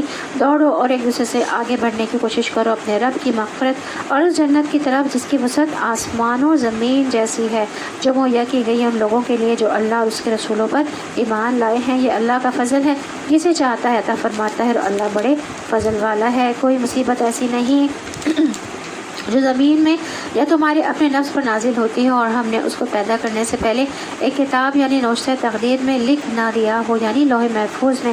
ایسا کرنا اللہ کے لیے بہت آسان ہے. یہ سب کچھ اس لیے ہے تاکہ جو کچھ بھی نقصان تمہیں ہوا اس پر تم دل شکستہ نہ ہو, اور جو کچھ اللہ تمہیں عطا فرمائے اس پر پھول نہ جاؤ. اللہ ایسے لوگوں کو پسند نہیں کرتا جو اپنے آپ کو بڑی چیز سمجھتے ہیں اور فخر جتاتے ہیں, اور جو خود بخل کرتے ہیں اور دوسروں کو بخل کرنے پر اکساتے ہیں. اب اگر کوئی روح گردانی کرتا ہے تو اللہ بے نیاز ہے اور استودہ صفات ہے. ہم نے اپنے رسولوں کو صاف صاف نشانیوں اور ہدایات کے ساتھ بھیجا اور ان کے ساتھ کتاب اور میزان نازل کی تاکہ لوگ انصاف پر قائم ہوں, اور لوہا اتارا جس میں بڑا زور ہے اور لوگوں کے لیے منافع ہے. یہ اس لیے کیا گیا ہے کہ اللہ کو معلوم ہو جائے کہ کون اس کو دیکھے بغیر اس کی اور اس کے رسولوں کی مدد کرتا ہے. اللہ یقیناً بڑا قوت والا اور زبردست ہے. ہم نے نوح اور ابراہیم کو بھیجا اور ان دونوں کی نسل میں نبوت اور کتاب رکھ دی, اور پھر ان کی اولاد میں سے کسی نے ہدایت اختیار کی اور بہت سے فاسق ہو گئے. ان کے بعد ہم نے پے در پہ اپنے رسول بھیجے, اور ان سب کے بعد عیسیٰ ابن مریم کو مبعوث کیا اور اس کو انجیل عطا کی. اور جن لوگوں نے اس کی پیروی اختیار کی ان کے دلوں میں ہم نے ترس اور رحم ڈال دیا. رہبانیت انہوں نے خود ایجاد کر لی. رہبانیت ہوتی ہے اللہ کی خاطر گھر بار چھوڑ کر جنگلوں میں نکل جانا اور صرف عبادت کرنا, دنیا سے کوئی واسطہ نہ رکھنا. تو ہمارے دین میں رہبانیت نہیں ہے, اس کو پسند نہیں کیا جاتا. یہ عیسائیوں نے خود ایجاد کر لی تھی, ان کے بھی دین میں تھی نہیں. تو ہمارے دین میں اللہ کے دین کے لیے نکلنا رہبانیت ہے. اللہ کے دین کے لیے ہم نکلیں گے تو وہ ہے رہبانیت, اور ہم نے اسے ان پر فرض نہیں کیا تھا, مگر اللہ کی خوشنودی کی طلب میں انہوں نے آپ یہ بدعت نکال لی اور پھر اس کی پابندی کرنے کا جو حق تھا اسے ادا نہ کیا. ان میں سے جو لوگ ایمان لائے ہوئے تھے ان کا اجر ہم نے ان کو عطا کیا, مگر ان میں سے اکثر لوگ فاسق ہیں. اے لوگوں جو ایمان لائے ہو, اللہ سے ڈرو اور اس کے رسول محمد صلی اللہ علیہ وسلم پر ایمان لاؤ. اللہ تمہیں اپنی رحمت کا دوہرا حصہ عطا فرمائے گا اور تمہیں وہ نور بخشے گا جس کی روشنی میں تم چلو گے, تمہارے قصور معاف کر دے گا. اللہ بڑا معاف کرنے والا اور مہربان ہے. تو یہ ہدایت کی روشنی کی طرف اشارہ ہے. ابن عباس رضی اللہ عنہ کہتے ہیں کہ نور سے مراد قرآن ہے. یہ بھی کہا گیا کہ یہ وہ روشنی ہے جس سے تم آخرت میں پل صراط پر چل سکو گے. پھر اسی طرح اسلام بھی روشنی ہے جس کے ساتھ انسان دنیا کے اندھیروں میں راستہ ڈھونڈتا ہے. اس کے علاوہ وہی بھی نور ہے. نبی کریم صلی اللہ علیہ وسلم کی تعلیمات بھی نور ہے. نماز نور ہے. اللہ سے نور مانگتے رہنا چاہیے. دعا ہے اللہم اجعل فی قلبی نورا وفی بصری نورا وفی سمعی نورا وفی لسانی نورا وعن یمینی نورا وعن یساری نورا اللہم واجعل من فوقی نورا ومن تحتی نورا واجعل امامی نورا ومن خلفی نورا اللہم واعظم لی نورا. تو یہ جو ہے اورنج جو کتاب ہے آپ لوگوں کو دی گئی ہے نا چھوٹی دعاؤں کی, اس میں بھی پیج نمبر 39 پہ آگے پیچھے کہیں موجود ہوگی. تم کو یہ روش اختیار کرنی چاہیے تاکہ اہل کتاب کو معلوم ہو جائے کہ اللہ کے فضل پر ان کا کوئی اجارہ نہیں ہے, اور یہ کہ اللہ کا فضل اس کے اپنے ہی ہاتھ میں ہے, جسے چاہتا ہے عطا فرماتا ہے, اور اللہ بڑے فضل والا ہے. تو الحمدللہ یہاں پہ ہماری سورہ حدید بھی مکمل ہوئی اور پارہ نمبر 27 قال فما خطبکم وہ بھی مکمل ہوا. اب شروع ہوتا ہے پارہ نمبر 28 قد سمیع اللہ, اور صورت ہے سورہ مجادلہ. بسم اللہ الرحمن الرحیم قد سمع اللہ قول التی تجادلک فی زوجہا وتشتکی الی اللہ واللہ یسمع تحاورکما ان اللہ سمیع بصیر۔ شروع کرتی ہوں اللہ کے نام سے جو بڑا مہربان نہایت رحم والا ہے۔ اللہ نے سن لی اس عورت کی بات جو اپنے شوہر کے معاملے میں تم سے تکرار کر رہی ہے اور اللہ سے فریاد کیے جاتی ہے۔ اللہ تم دونوں کی گفتگو سن رہا ہے، وہ سب کچھ سننے اور دیکھنے والا ہے۔ یہ آیت کریمہ انصار میں سے ایک شخص کے بارے میں نازل ہوئی جب اس نے اپنی بیوی کو طویل مدت تک ساتھ رکھنے کے بعد صاحبہ اولاد ہونے کے بعد اپنے اوپر حرام قرار دے دیا تھا، تو اس کی بیوی نے اللہ سبحانہ و تعالیٰ کے پاس شکایت کی اور اس کے خلاف مقدمہ لے کر نبی کریم صلی اللہ علیہ وسلم کی خدمت میں حاضر ہوئی۔ وہ ایک بوڑھا شخص تھا۔ اس خاتون نے اللہ تعالیٰ رسول صلی اللہ علیہ وسلم کے پاس اپنے حال اور اس شخص کے حال کے بارے میں شکوہ کیا اور بار بار کیا اور جرأت کے ساتھ کیا اور اس کو رپیٹ کیا، تو اللہ سبحانہ و تعالیٰ نے فرمایا قد سمع اللہ قول التی تجادلک فی زوجہا وتشکی الی اللہ واللہ یسمع تحاورکما ان اللہ سمیع بصیر۔ اللہ نے اس کی التجا سن لی کیونکہ نبی کریم صلی اللہ علیہ وسلم کے پاس اس کے لیے کوئی حل نہیں تھا اس وقت جب وہ کہتی تھی کہ کیا میں اپنے شوہر پر حرام ہو چکی ہوں، یعنی اس نے کہ اس کو حرام قرار دے دیا تھا نا اپنے اوپر، اور آپ فرماتے تھے میرا خیال ہے کہ تم حرام ہو چکی ہو، تو وہ کہتی تھی کہ میرے چھوٹے چھوٹے بچے ہیں اور میں اگر شوہر کی سپورٹ کروں گی تو وہ تربیت نہیں کر سکے گا، اور اگر میں ان کو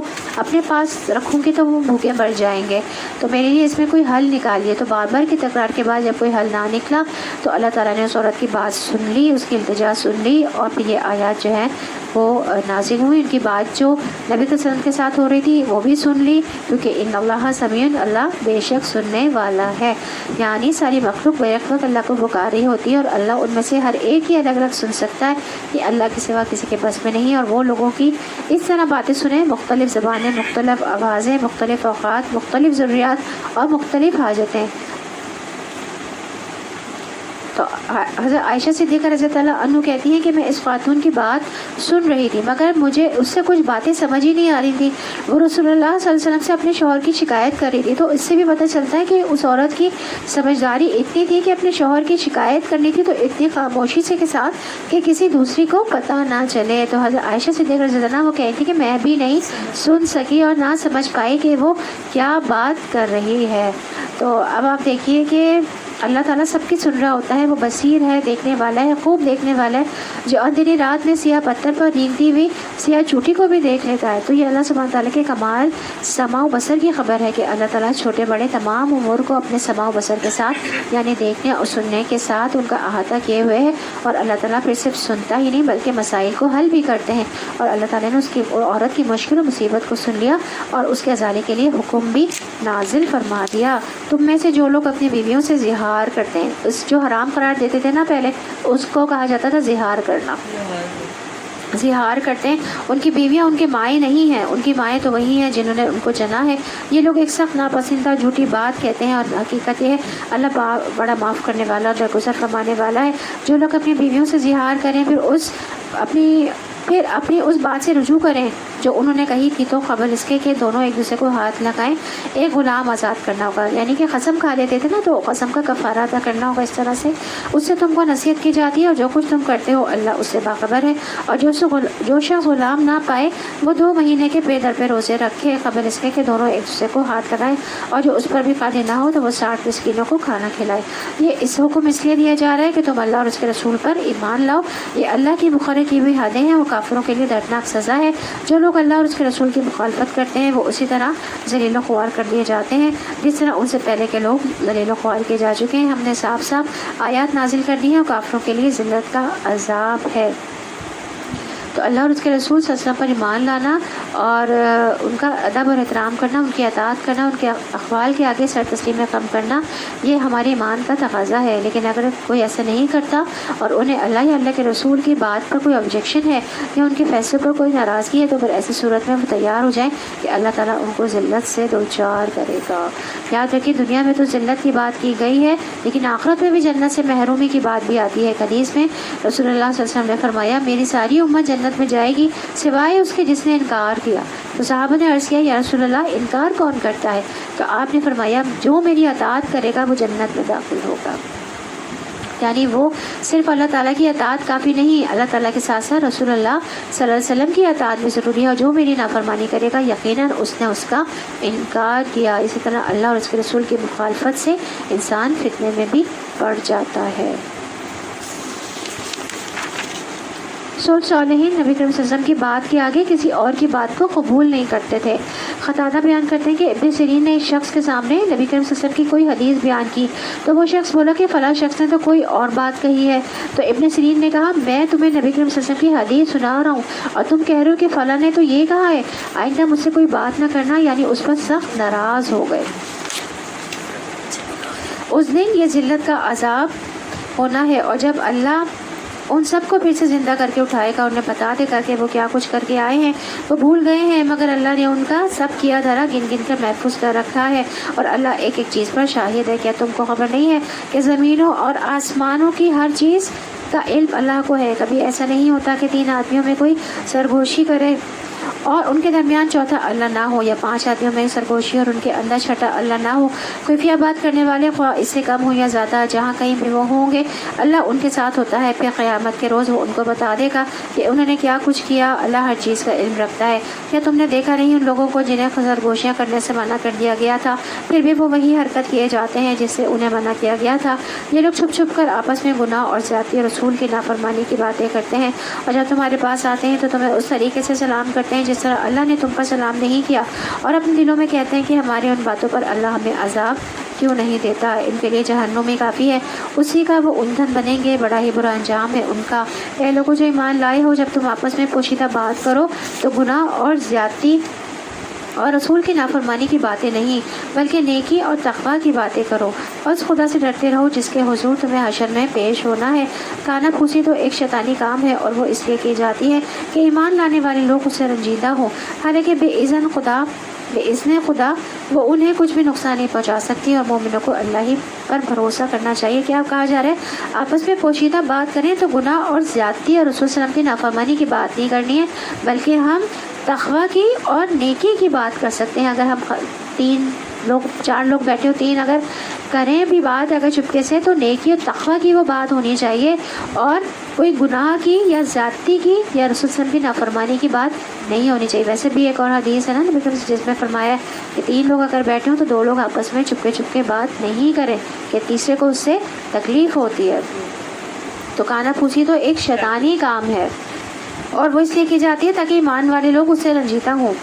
تو اے لوگوں جو ایمان لائے ہو، جب تم سے کہا جائے کہ اپنی مجلسوں میں کشادگی پیدا کرو تو جگہ کشادہ کر دیا کرو، اللہ تمہیں کشادگی بخشے گا۔ جب کوئی آئے جگہ کم ہے تو ایک جگہ کے لیے کشادہ جگہ کر دینی چاہیے، جگہ اپنے آپ کو تھوڑا سمیٹ لیں۔ اور جب تم سے کہا جائے گا کہ اٹھ جاؤ تو اٹھ جایا کرو۔ تم میں سے جو لوگ ایمان رکھنے والے ہیں اور جن کو علم بخشا گیا ہے، اللہ ان کو بلند درجہ عطا فرمائے گا، اور جو کچھ تم کرتے ہو اللہ کو اس کی قدر ہے۔ اے لوگوں جو ایمان لائے ہو، جب تم رسول سے تخلیہ میں بات کرو تو بات کرنے سے پہلے کچھ صدقہ دو، اور یہ تمہارے لیے بہتر اور زیادہ پاکیزہ تر ہے۔ البتہ اگر تم صدقہ دینے کے لیے کچھ نہ پاؤ تو اللہ غفور الرحیم ہے۔ یہ منسوخ آیت ہے۔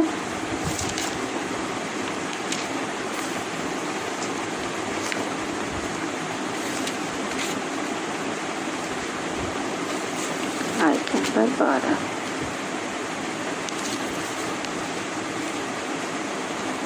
یہ آیت جو ہے نا یہ منسوخ ہو چکی ہے۔ کیا تم ڈر گئے اس بات سے کہ تخلیہ میں گفتگو کرنے سے پہلے تمہیں صدقات دینے ہوں گے؟ اچھا اگر تم ایسا نہ کرو اور اللہ نے تم کو اس سے معاف کر دیا تو نماز قائم کرتے رہو، زکوٰۃ دیتے رہو، اور اللہ اور اس کے رسول کی اطاعت کرتے رہو۔ تم جو کچھ کرتے ہو اللہ اس سے باخبر ہے۔ کیا تم نے دیکھا ان لوگوں کو جنہوں نے دوست بنا لیا ہے ایک ایسے گروہ کو جو اللہ کا مغضوب ہے؟ وہ نہ تمہارے ہیں نہ ان کے، اور وہ جان بوجھ کر جھوٹی بات پر قسمیں کھاتے ہیں۔ اللہ نے ان کے لیے سخت عذاب مہیا کر رکھا ہے، بڑے ہی برے کرتوت ہیں وہ جو کر رہے ہیں۔ انہوں نے اپنی قسموں کو ڈھال بنا رکھا ہے، جس کی آڑ میں وہ اللہ کی راہ سے لوگوں کو روکتے ہیں، اس پر ان کے لیے ذلت کا عذاب ہے۔ اللہ سے بچانے کے لیے نہ ان کے مال کچھ کام آئیں گے اور نہ ان کی اولاد، وہ دوزخ کے یار ہیں، اسی میں وہ ہمیشہ رہیں گے۔ جس روز اللہ ان سب کو اٹھائے گا وہ اس کے سامنے بھی اسی طرح قسمیں کھائیں گے جس طرح تمہارے سامنے کھاتے ہیں، اور اپنے نزدیک ہی سمجھیں گے کہ اس سے ان کا کچھ کام بن جائے گا۔ خوب جان لو وہ پرلے درجے کے جھوٹے ہیں، شیطان ان پر مسلط ہو چکا ہے اور اس نے خدا کی یاد ان کے دل سے بھلا دی ہے۔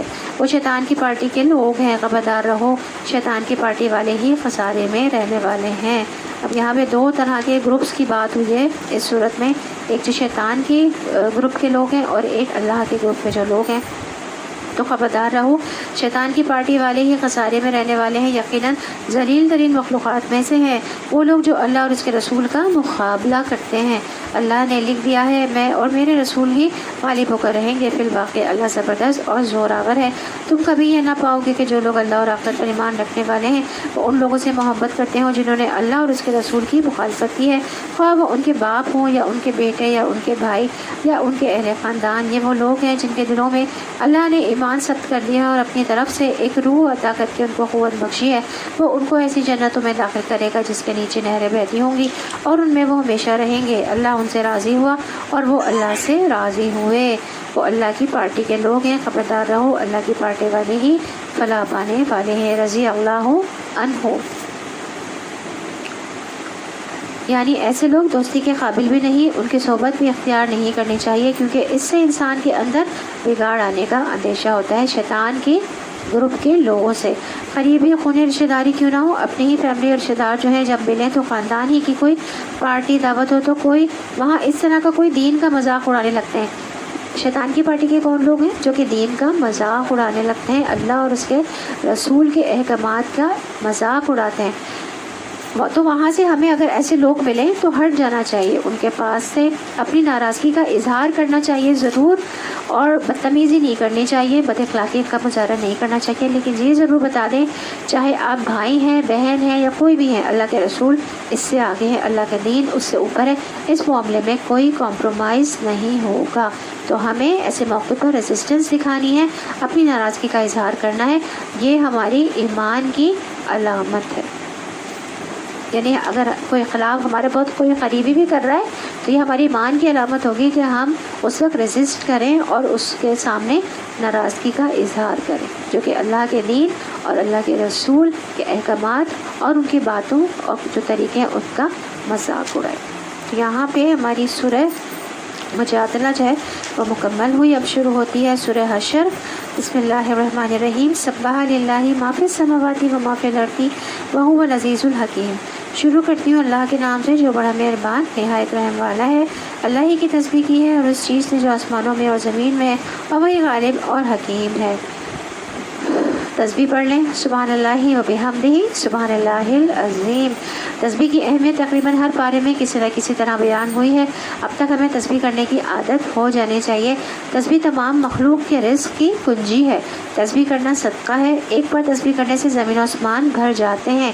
100 بار سبحان اللہ کہنا سورج طلوع ہونے غروب ہونے سے پہلے 100 اونٹوں سے افضل ہے.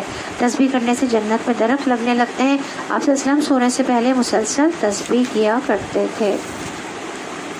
وہی ہے جس نے اہل کتاب کافروں کو پہلے ہی حلے میں ان کے گھروں سے نکال باہر کیا. تمہیں ہر کسی گمان نہ تھا کہ وہ نکل جائیں گے، اور وہ بھی یہ سمجھے بیٹھے تھے کہ ان کی گڑیاں انہیں اللہ سے بچا لیں گی، مگر اللہ ایسے رخ سے ان پر آیا جدھر ان کا خیال بھی نہ گیا تھا. اس نے ان کے دلوں میں رعب ڈال دیا. نتیجہ یہ ہوا کہ وہ خود اپنے ہاتھوں سے بھی اپنے گھروں کو برباد کر رہے تھے اور مومنوں کے ہاتھوں بھی برباد کروا رہے تھے. بس عبرت کرو اے بیدہ رکھنے والوں. تو غزوہ بنو نذیر کی طرف اشارہ ہے، چونکہ بنو نذیر نے نبی صلی اللہ علیہ وسلم کے ساتھ غداری کی تھی. ایک موقع پر جب آپ صلی اللہ علیہ وسلم ان کے پاس دیت کے لیے کے سلسلے میں گئے تو انہوں نے نبی کریم صلی اللہ علیہ وسلم پر پتھر گرا کر آپ صلی اللہ علیہ وسلم کو ہلاک کرنے کی کوشش کی تھی. تو اس کے بعد انہیں مدینے سے نکال دیا گیا تھا. اگر اللہ نے ان کے ہاتھ میں جلا وطنی نہ لکھ دی ہوتی تو دنیا ہی میں وہ انہیں عذاب دے ڈالتا، اور آخرت میں تو ان کے لیے دوزخ کا عذاب ہے ہی. یہ سب کچھ اس لیے ہوا کہ انہوں نے اللہ اور اس کے رسول کا مقابلہ کیا، اور جو بھی اللہ کا مقابلہ کرے اللہ اس کو سخت سزا دینے میں بہت سخت ہے. اللہ اس کو سزا دینے میں بہت سخت ہے. تم لوگوں نے کھجوروں کے جو درخت کاٹے یا جن کو اپنی جڑوں پر کھڑا رہنے دیا، یہ سب اللہ ہی کے اذن سے تھا، اور اللہ نے یہ اذن اس لیے دیا تاکہ فاسقوں کو ذلیل و خوار کرے. تو جو بھی کھجور کے درخت کاٹے یعنی ان کا محاصرہ کرنے کے لیے جب رسول صلی اللہ علیہ وسلم نے بنو نذیر کا محاصرہ کیا تو انہیں رسوا کرنے کے لیے اور ان کے دل میں رعب ڈالنے کے لیے بعض صحابہ کو حکم دیا کہ ان کے کھجوروں کے درخت کاٹ ڈالیں.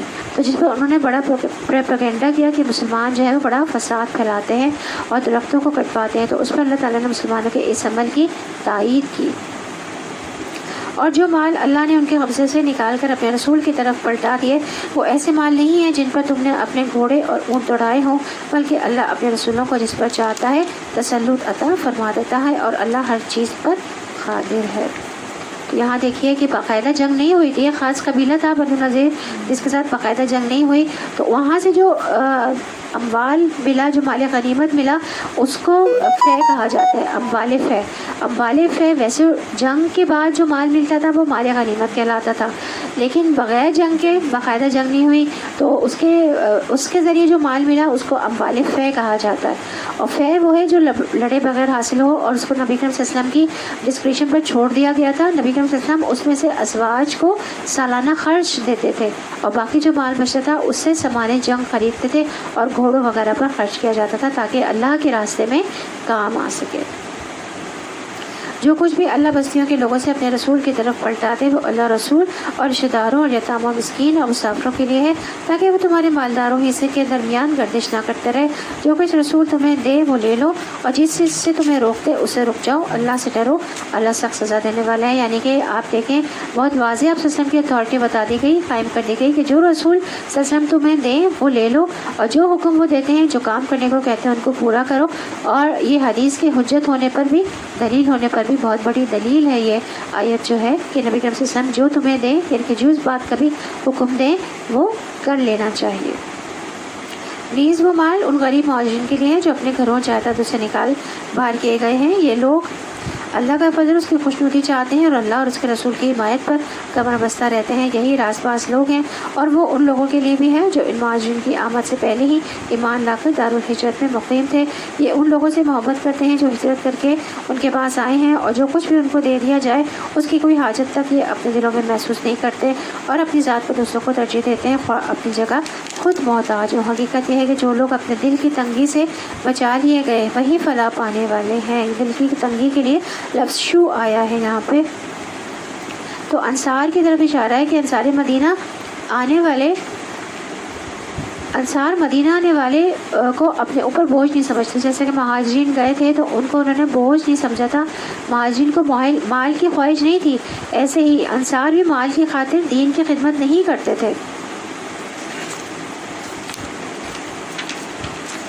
تو اس آیت کے شان نزول میں ایک بہت مشہور واقعہ بیان کیا جاتا ہے کہ نبی کریم صلی اللہ علیہ وسلم کی خدمت میں ایک شخص حاضر ہوا اور کہا کہ اللہ کے رسول میں فاقہ زدہ شخص ہوں۔ تو آپ صلی اللہ علیہ وسلم نے اپنی ازواج کے پاس اسے بھیج دیا، مگر وہاں بھی کوئی کھانے کو چیز نہیں تھی ان کی ازواج کے پاس۔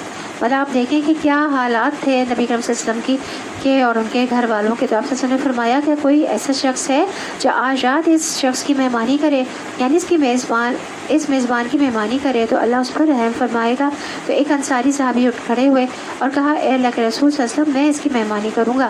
پھر وہ انہیں اپنے ساتھ گھر لے گئے، اپنی بیوی سے کہا یہ اللہ کے رسول صلی اللہ علیہ وسلم کے مہمان ہیں۔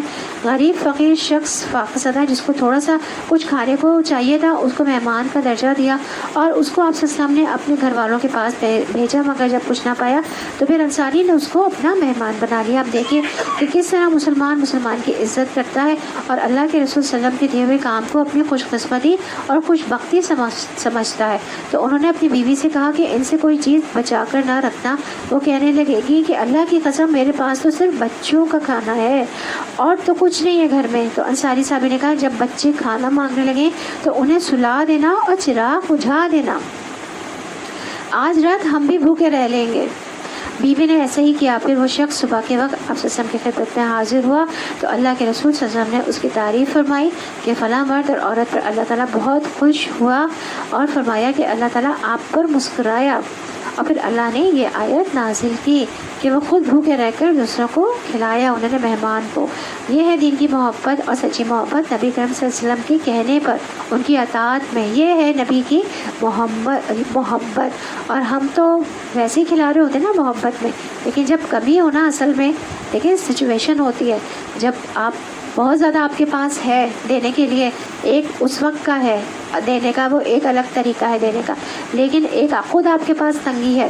اور ایک بہت مشہور واقعہ بھی ہے کہ جو ہے وہ ایک آدمی تھا، وہ باہر گیا کمانے کے لیے، شاید نکلا، بہرحال اس کے پاس کہیں سے وہ اس کے گھر میں اس کی بچی بھی تھی چھوٹی اور بیوی بھی، وہ بھوکے تھے تو وہ روٹی لینے کے لیے گیا، تو روٹی لے کر اس کو ملی کہیں سے 2 روٹیاں، تو راستے میں پہنچا بھی نہیں تھا کے نا راستے میں اس کو ایک بچہ ملا اور ایک عورت ملی.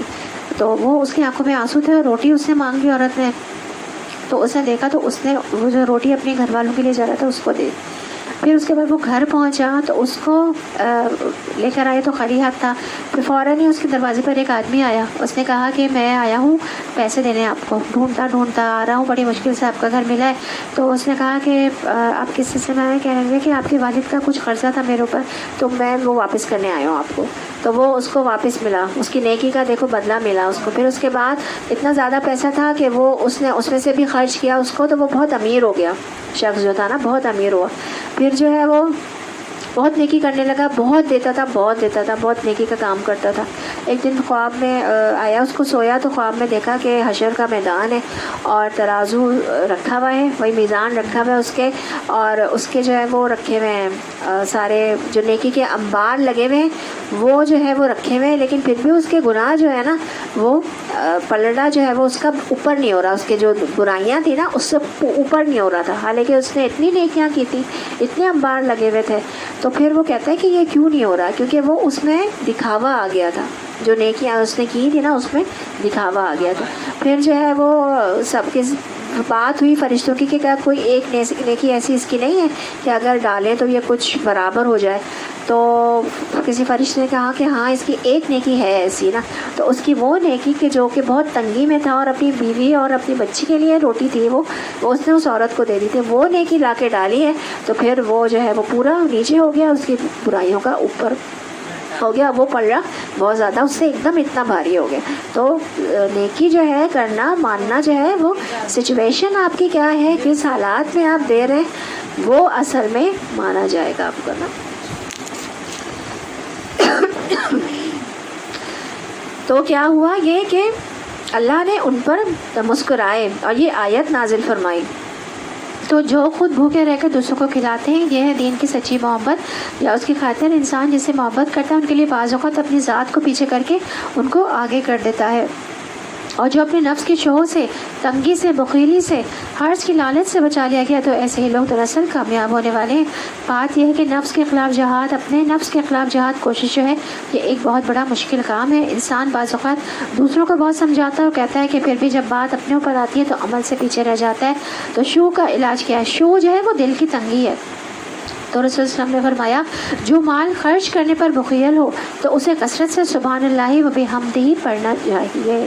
یہ اللہ کے نزدیک سونے کے پہاڑ خرچ کرنے سے زیادہ پسندیدہ ہے. اور دوسری بات یہ کہ نبی کریم صلی اللہ علیہ وسلم کو بھی دل کی تنگی کا علاج تسبیح ہی بتایا گیا تھا. جو لوگوں کی باتوں کی وجہ سے آپ کا دل تنگ ہوتا تھا تو اس کا علاج تسبیح بتایا گیا تھا. ایک وہ دل کی تنگی ہے کہ مال خرچ کرنے میں دل تنگ ہو رہا ہے, اور ایک دل کی تنگی یہ ہے کہ لوگوں کی باتیں سن کے غم سے دل تنگ ہو رہا ہے, تو اس کا علاج بھی تسبیح بتایا گیا. اور دونوں جو بیماریاں ہیں اس کا علاج سبحان اللہ و بحمدہ یا اللہ کی تسبیح. تو تسبیح کو پڑھنا دل کو وسیع کرتا ہے, کھلا کر دیتا ہے, دل میں آنے والی بخل کے خلاف پھر انسان عمل کر لیتا ہے. اور پھر دوسرا حل کیا ہے؟ مال کی حرص ہونے کے باوجود اپنے پسندیدہ مال میں سے خرچ کرنا, صدقہ کرنا یہ افضل ترین صدقہ ہے. اور مال اکٹھا کرنے کے بجائے ساتھ ساتھ نکالتے رہنا چاہیے. حضرت عثمان رضی اللہ عنہ کہتے ہیں مجھے رسول اللہ صلی اللہ علیہ وسلم نے فرمایا خرچ کرو یا تھوڑا تھوڑا کر کے خرچ کرتی رہو, لیکن گن گن کر نہ رکھو, اللہ تمہیں بھی گن گن کر دے گا. یہ نبی کریم صلی اللہ علیہ وسلم نے کہا. تو گن گن کر رکھیں گے تو اللہ تعالیٰ بھی گن گن کر دے گا. اور بخل سے اللہ کی پناہ مانگتے رہو. اس لیے وہ کہتے ہیں کہ جب آپ ڈالیں صدقے میں تو ایک دم پورا آپ کسی کو لے جا کر دے دیں, آپ گن کر نہیں دیں. اور بخل سے اللہ کی پناہ بھی مانگنی چاہیے. اللہم انی اعوذ بک من البخل, وہ جو دعا ہے نا بڑی, جو ایاک نستعین کتاب میں صبح شام کی کتاب میں اذکار میں موجود ہے, یہ اللہم انی اعوذ بک من البخل, اے اللہ میں بخل سے, دل کی تنگی سے اپنے آپ کو بچا کر تیرے حوالے کرتا ہوں. ہم صرف اتنے بھی پڑھ سکتے ہیں, اور یہ جو ہم تراویح پڑھ رہے ہوتے ہیں اس میں اتنی چھوٹی چھوٹی دعائیں ہم پڑھ سکتے ہیں اپنی طرف سے. مسنون دعائیں بھی نبی کریم صلی اللہ علیہ وسلم نے پڑھی وہ بھی پڑھ سکتے ہیں, اور اپنی طرف سے بھی ہم پڑھ سکتے ہیں. اللہم انی اعوذ بک من البخل یہ پڑھ سکتے ہیں. اللہم انی اسألک حسن الخاتمہ, اللہم انی اسألک جنت الفردوس. 3-4 جو چھوٹے سے ہیں آپ کوشش کریں 3 دفعہ پڑھیں.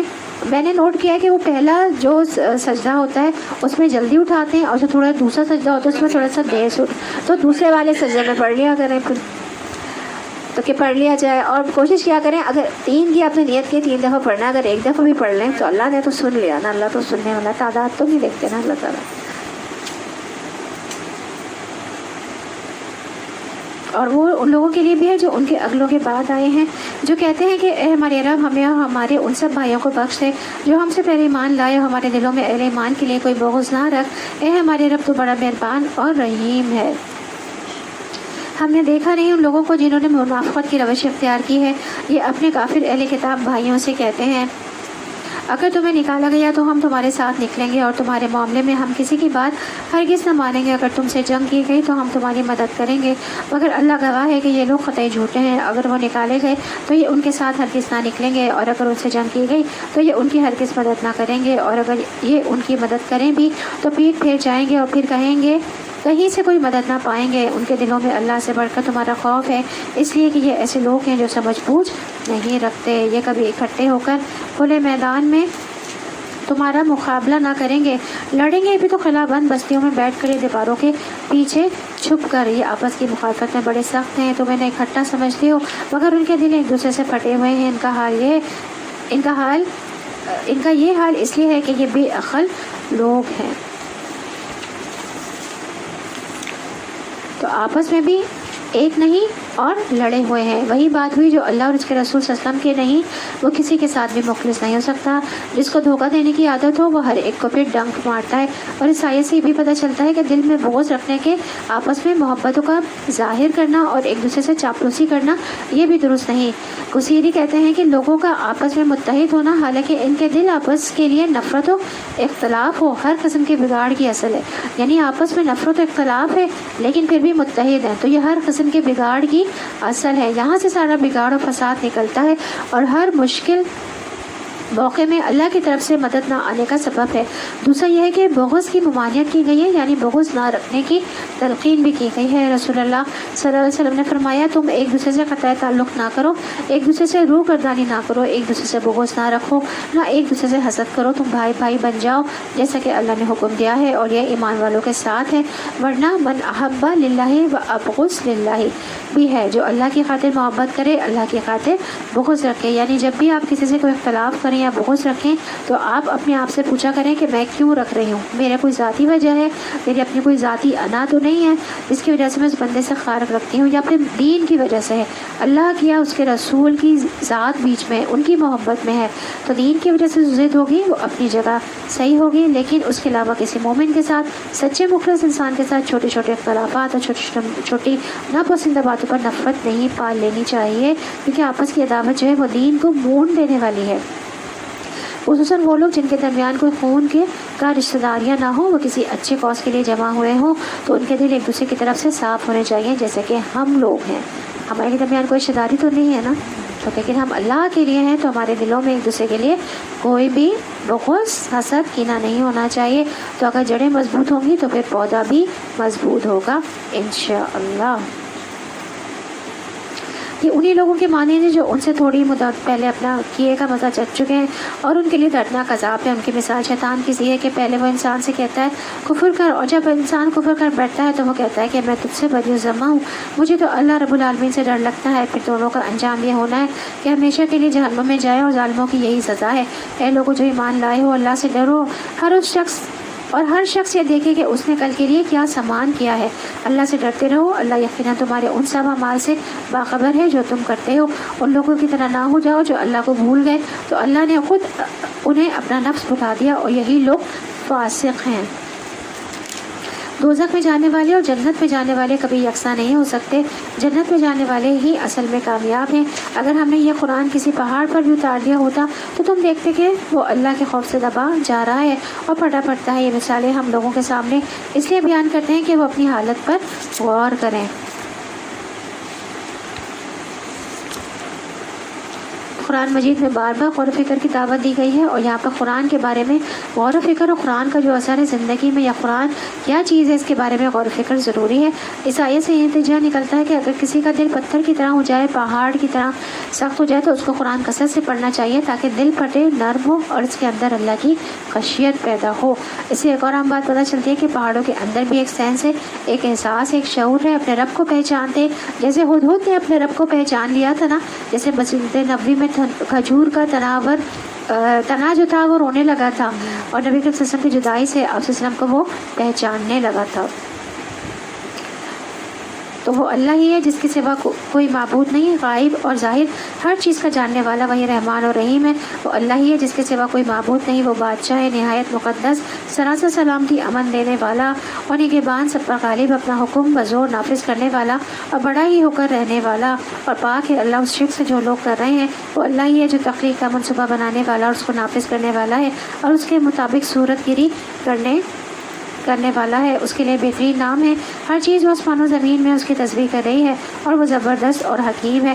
یہ جو ہم نے یہاں پہ بات کی تھی نا کہ اے لوگوں جو ایمان لائے ہو اللہ سے ڈرو، ہر شخص یہ دیکھے اس نے کل کے لیے کیا سامان کیا ہے، اللہ سے ڈرتے رہو، اللہ یقیناً تمہارے سب اعمال سے باخبر ہے، جو کچھ تم کرتے ہو۔ یہ بہت امپورٹنٹ آیت ہے، اس کو جو ہے وہ ہمیں تھوڑا سا بتانا ہے مجھے، اس کو ہر ایک کو ہر ایک کو یہ دیکھنا چاہیے کہ اس نے کل کے لیے کیا سامان کیا ہے۔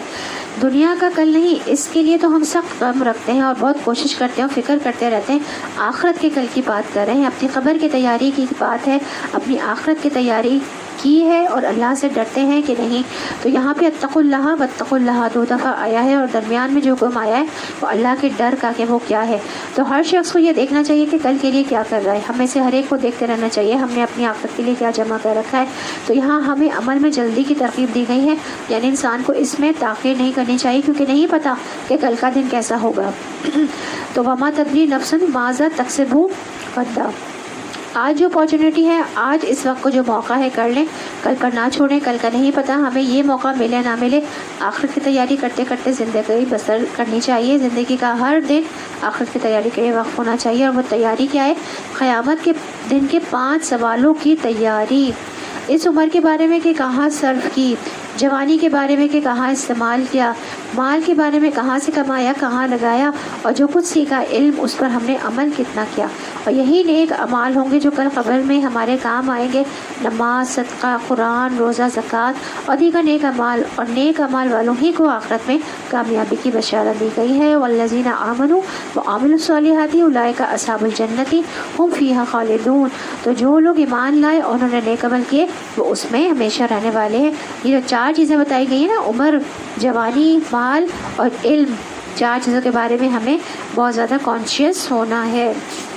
تو یہاں پہ ہماری سورہ حشر جو ہے وہ مکمل ہوئی۔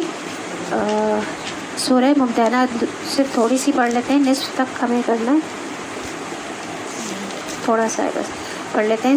بسم اللہ الرحمن الرحیم، یا ایھا الذین آمنوا لا تتخذوا عدوی وعدوکم اولیاء تلقون الیہم بالمودۃ وقد کفروا بما جاءکم من الحق یخرجون الرسول وایاکم ان تؤمنوا باللہ ربکم ان کنتم خرجتم جہادا فی سبیلی وابتغاء مرضاتی تسرون الیہم بالمودۃ وانا اعلم بما اخفیتم وما اعلنتم ومن یفعلہ منکم فقد ضل سواء السبیل۔ شروع کرتی ہوں اللہ کے نام سے جو بڑا مہربان نہایت رحم والا ہے۔ اے لوگوں جو ایمان لائے ہو، اگر تم میری راہ میں جہاد کرنے کے لیے اور میری رضا جوئی کی خاطر وطن چھوڑ کر گھروں سے نکلے ہو تو میرے اور اپنے دشمنوں کو دوست نہ بناؤ، تم ان کے ساتھ دوستی کی طرح ڈالتے ہو، حالانکہ جو حق تمہارے پاس آیا اس کو ماننے سے وہ انکار کر چکے ہیں، اور ان کی روش یہ ہے کہ رسول کو اور خود تم کو صرف اس قصور پر جلا وطن کرتے ہیں کہ تم اپنے رب اللہ پر ایمان لائے ہو، تم چھپا کر ان کو دوستانہ پیغام بھیجتے ہو، حالانکہ جو کچھ تم چھپا کر کرتے ہو اور جو اعلانیہ کرتے ہو ہر چیز کو میں خوب جانتا ہوں۔ جو شخص بھی تم میں سے ایسا کرے وہ یقیناً راہ راست سے بھٹک گیا ہے۔ یعنی اس صورت کریمہ کے ابتدائی حصے کا نزول کا سبب جو تھا حاتم بن ابی بلتع رضی اللہ عنہ کا قصہ تھا۔ حاتم مہاجرین میں سے تھے، انہیں غزوہ بدر میں شرکت کی سعادت بھی حاصل ہوئی، مکے میں ان کی اولاد اور مال تھا، لیکن وہ قریش میں سے نہ تھے بلکہ حضرت عثمان رضی اللہ عنہ کے حلیف تھے۔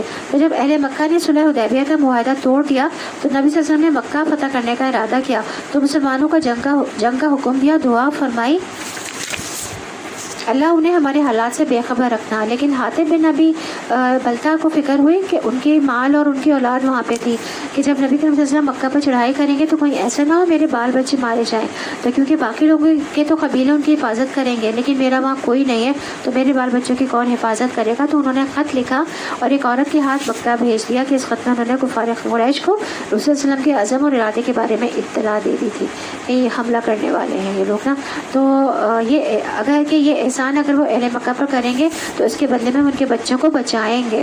تو اللہ سبحانہ تعالیٰ نے مسلمانوں پر بڑا فضل کیا. رسول اللہ علیہ وسلم کی دعا قبول ہوئی اور آپ کے بھائی صلی اللہ علیہ وسلم کو مطلع کر دیا گیا اور آپ صلی اللہ علیہ وسلم نے اس عورت کا تعاقب کرایا اور اس سے قط حاصل کر لیا. اور اس پہ یہ آیت نازل ہوئی کہ میرے اور اپنے دشمنوں کو دوست نہ بناؤ, اور خاص طور پر اپنی ذاتی وجوہات کی بنا پر ان جو ساتھ وہ تھے جو مسلمان ہوئے تھے ان کے لیے کہا گیا کہ ان کو کہا گیا کہ جو کفار مکہ ہیں ان کو دوست نہ بناؤ, وہ تمہارے مطلب جو گھر والے ہیں ان کی وہ حفاظت نہیں کر سکے. ان کا رویہ تو یہ ہے کہ اگر تم پر قابو پا جائیں تو تمہارے ساتھ دشمنی کریں اور ہاتھ اور زبان سے تمہیں آزار دیں.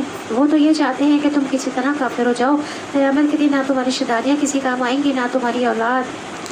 دیکھیں کیا کہا جا رہا ہے, نہ رشتہ داریاں کام آئیں گی اور نہ اولاد. اس روز اللہ تمہارے درمیان جدائی ڈال دے گا اور وہی تمہاری اعمال کا دیکھنے والا ہے. تم لوگوں کے لیے ابراہیم اور ان کے ساتھیوں میں ایک اچھا نمونہ ہے کہ انہوں نے اپنی قوم سے صاف کہہ دیا, ہم تم سے اور تمہارے ان معبودوں سے جن کو تم خدا کو چھوڑ کر پوچھتے ہو قطعی بیزار ہیں, ہم نے تم سے کفر کیا اور ہم تمہارے درمیان ہمیشہ کے لیے دعوت ہو گئی اور بیر پڑ گیا. اور جب تک تم اللہ واحد پر ایمان لاؤ. مگر ابراہیم کا اپنے باپ سے یہ کہنا اس لیے مستثنا ہے کہ میں آپ کے لیے مغفرت کی درخواست ضرور کروں گا اور اللہ سے آپ کے لیے کچھ حاصل کر لینا میرے بس میں نہیں ہے. اور ابراہیم اور صحابی ابراہیم کی دعا یہ تھی, اے ہمارے رب تیرے اوپر ہم نے بھروسہ کیا اور تیری طرف ہم نے رجوع کر لیا اور تیری حضور ہمیں پلٹنا ہے. ہمارے رب ہمیں کافروں کے لیے فتنہ نہ بنا دے اور اے ہمارے رب ہمارے قصوروں سے درگزر فرما, بے شک تو ہی زبردست و دانا ہے. انہی لوگوں کے طرز عمل میں تمہارے لیے اور ہر اس شخص کے لیے اچھا نمونہ ہے جو اللہ اور روز آخر کا امیدوار ہو اور اس سے کوئی منارف ہو. تو اللہ بے نیاز اور اپنی ذات میں آپ محمود ہے. بعید نہیں کہ اللہ کبھی تمہارے ان لوگوں کے درمیان محبت ڈال دے جن سے آج تم نے دشمنی مول لی ہے. اللہ بڑی قدرت رکھتا ہے اور وہ غفور رحیم ہے. اللہ تمہیں اس بات سے نہیں روکتا کہ تم ان لوگوں کے ساتھ نیکی اور انصاف کا برتاؤ کرو جنہوں نے دین کے معاملے میں تم سے جنگ نہیں کی ہے اور تمہیں تمہارے گھروں سے نہیں نکالا ہے. اللہ انصاف کرنے والوں کو پسند کرتا ہے. وہ تمہیں جس بات سے روکتا ہے وہ تو یہ ہے کہ تم ان لوگوں سے دوستی کرو جنہوں نے تم سے دین کے معاملے میں جنگ کی ہے اور تمہیں تمہارے گھروں سے نکالا ہے اور تمہارے اخراج میں ایک دوسرے کی مدد کی ہے. ان سے جو لوگ دوستی کریں وہی ظالم ہے. اے لوگوں جو ایمان لائے ہو, جب مومن عورتیں ہجرت کر کے تمہارے پاس آئیں تو ان کے مومن ہونے کی جانچ پڑتال کر لو اور ان کے ایمان کی حقیقت تو اللہ ہی بہتر جانتا ہے. ابھی جب تمہیں معلوم ہو جائے وہ مومن ہیں تو انہیں کفار کی طرف واپس نہ کرو, نہ وہ کفار کے لیے حلال ہے اور نہ کفار ان کے لیے حلال ہے. ان کے کافی شوہروں نے جو مہر ان کو دیے تھے وہ انہیں بھیج دو اور ان سے نکاح کر لینے میں تم کا کوئی گناہ نہیں, جبکہ تم ان کے مہر ان کو ادا کر دو. اور تم خود بھی کافر عورتوں کو اپنے نکاح میں نہ روکے رہو, اور جو مہر تم نے اپنی کافر بیویوں کو دیے تھے وہ تم واپس مانگ لو, اور جو مہر کافروں نے اپنی مسلمان بیویوں کو دیے تھے انہیں وہ واپس مانگ لیں. یہ اللہ کا حکم ہے, وہ تمہارے درمیان فیصلہ کرتا ہے اور وہ علیم و حکیم ہے. تو یہاں پہ کیا کہا جا رہا ہے, کیونکہ وہ شوہر سے لڑکوں تو نہیں آئی تھی نا, وہ دنیاوی مقصد کے لیے مکہ چھوڑ کر نہیں آئی. کیونکہ صلح حدیبیہ کی ایک شرط یہ تھی کہ جو شخص مکے سے مسلمان ہو کر مدینے آئے گا وہ واپس کر لیا جائے گا, لیکن چونکہ اس میں عورتوں کا کوئی کلیئرلی مینشن نہیں تھا تو اس لیے عورتوں کو واپس نہیں کیا جائے گا. یعنی ایسی عورت پھر آزاد ہو جائے گی اس کافی شوہر سے اور تم ان کا مہر دے کر ان سے نکاح کر سکتے ہو. اور اگر تمہاری کافی بیویوں کے مہروں میں سے کچھ تمہیں کفار سے واپس نہ ملے اور پھر تمہاری نوبت آئے تو جن لوگوں کی بیویاں ادھر ہی رہ گئی ہیں ان کو اتنی رقم ادا کر دو جو ان کے لیے ہوئے مہروں کے برابر ہو, اور اس خدا سے ڈرتے رہو جس پر تم ایمان لائے ہو. اے نبی صلی اللہ علیہ وسلم, جب تمہارے پاس مومن عورتیں بیعت کرنے کے لیے آئیں اور اس بات کا عہد کریں کہ وہ اللہ کے ساتھ کسی کو شریک نہ کریں گی, چوری نہ کریں گی, زنا نہ کریں گی اور اپنی اولاد کو قتل نہ کریں گی, اپنے ہاتھ پاؤں کے آگے کوئی بہتان گھڑ کر نہ لائیں گی اور کسی امر معروف میں تمہاری نافرمانی نہ کریں گی, تو ان سے بیعت لے لو اور ان کے حق میں اللہ سے دعائے مغفرت کرو. یقیناً اللہ درگزر فرمانے والا اور رحم فرمانے والا ہے. اے لوگوں جو ایمان لائے ہو, ان لوگوں کو دوست نہ بناؤ جن پر اللہ نے غضب فرمایا ہے, جو آخرت سے اسی طرح مایوس ہے جس طرح قبروں میں پڑے ہوئے کافر مایوس ہے. تو الحمدللہ یہاں پہ ہماری سورہ ممتحنہ جو ہے وہ مکمل ہوئی اور ہمارا نصف پارہ قد سمع اللہ بھی مکمل ہوا, نصف ہو گیا. دعا کر لیتے ہیں.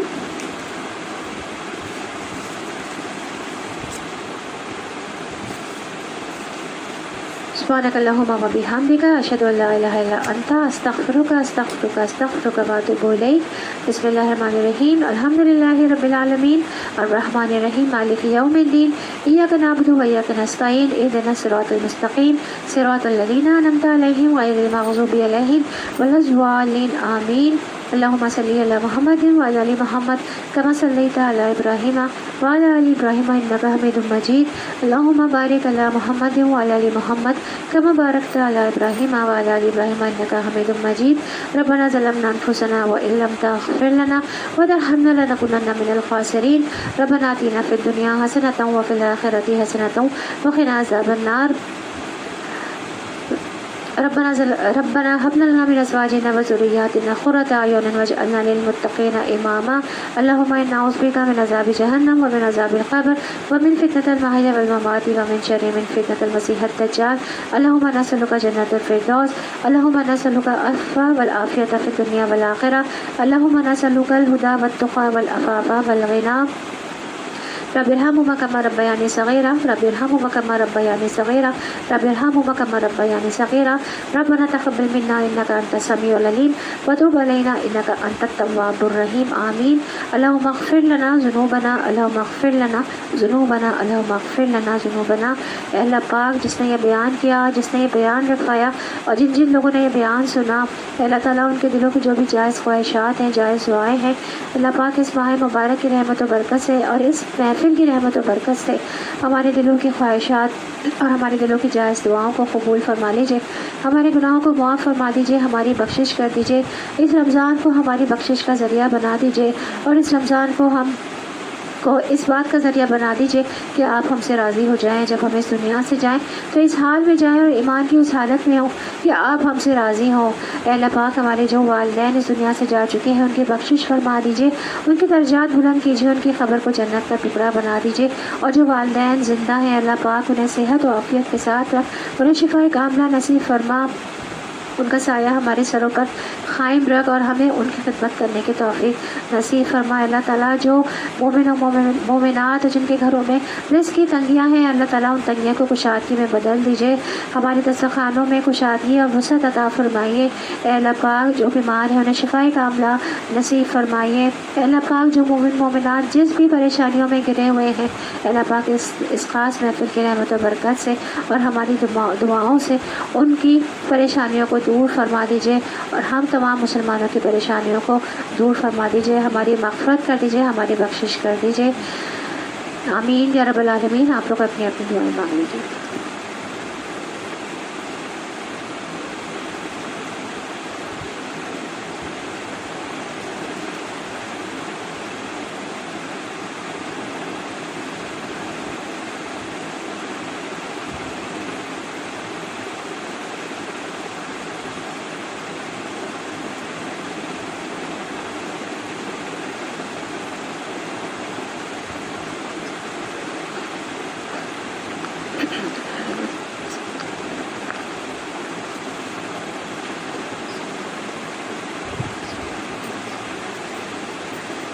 سبحان ربک رب العزت عما یصفون وسلام علی المرسلین والحمد للہ رب العالمین. السلام علیکم ورحمۃ اللہ وبرکاتہ.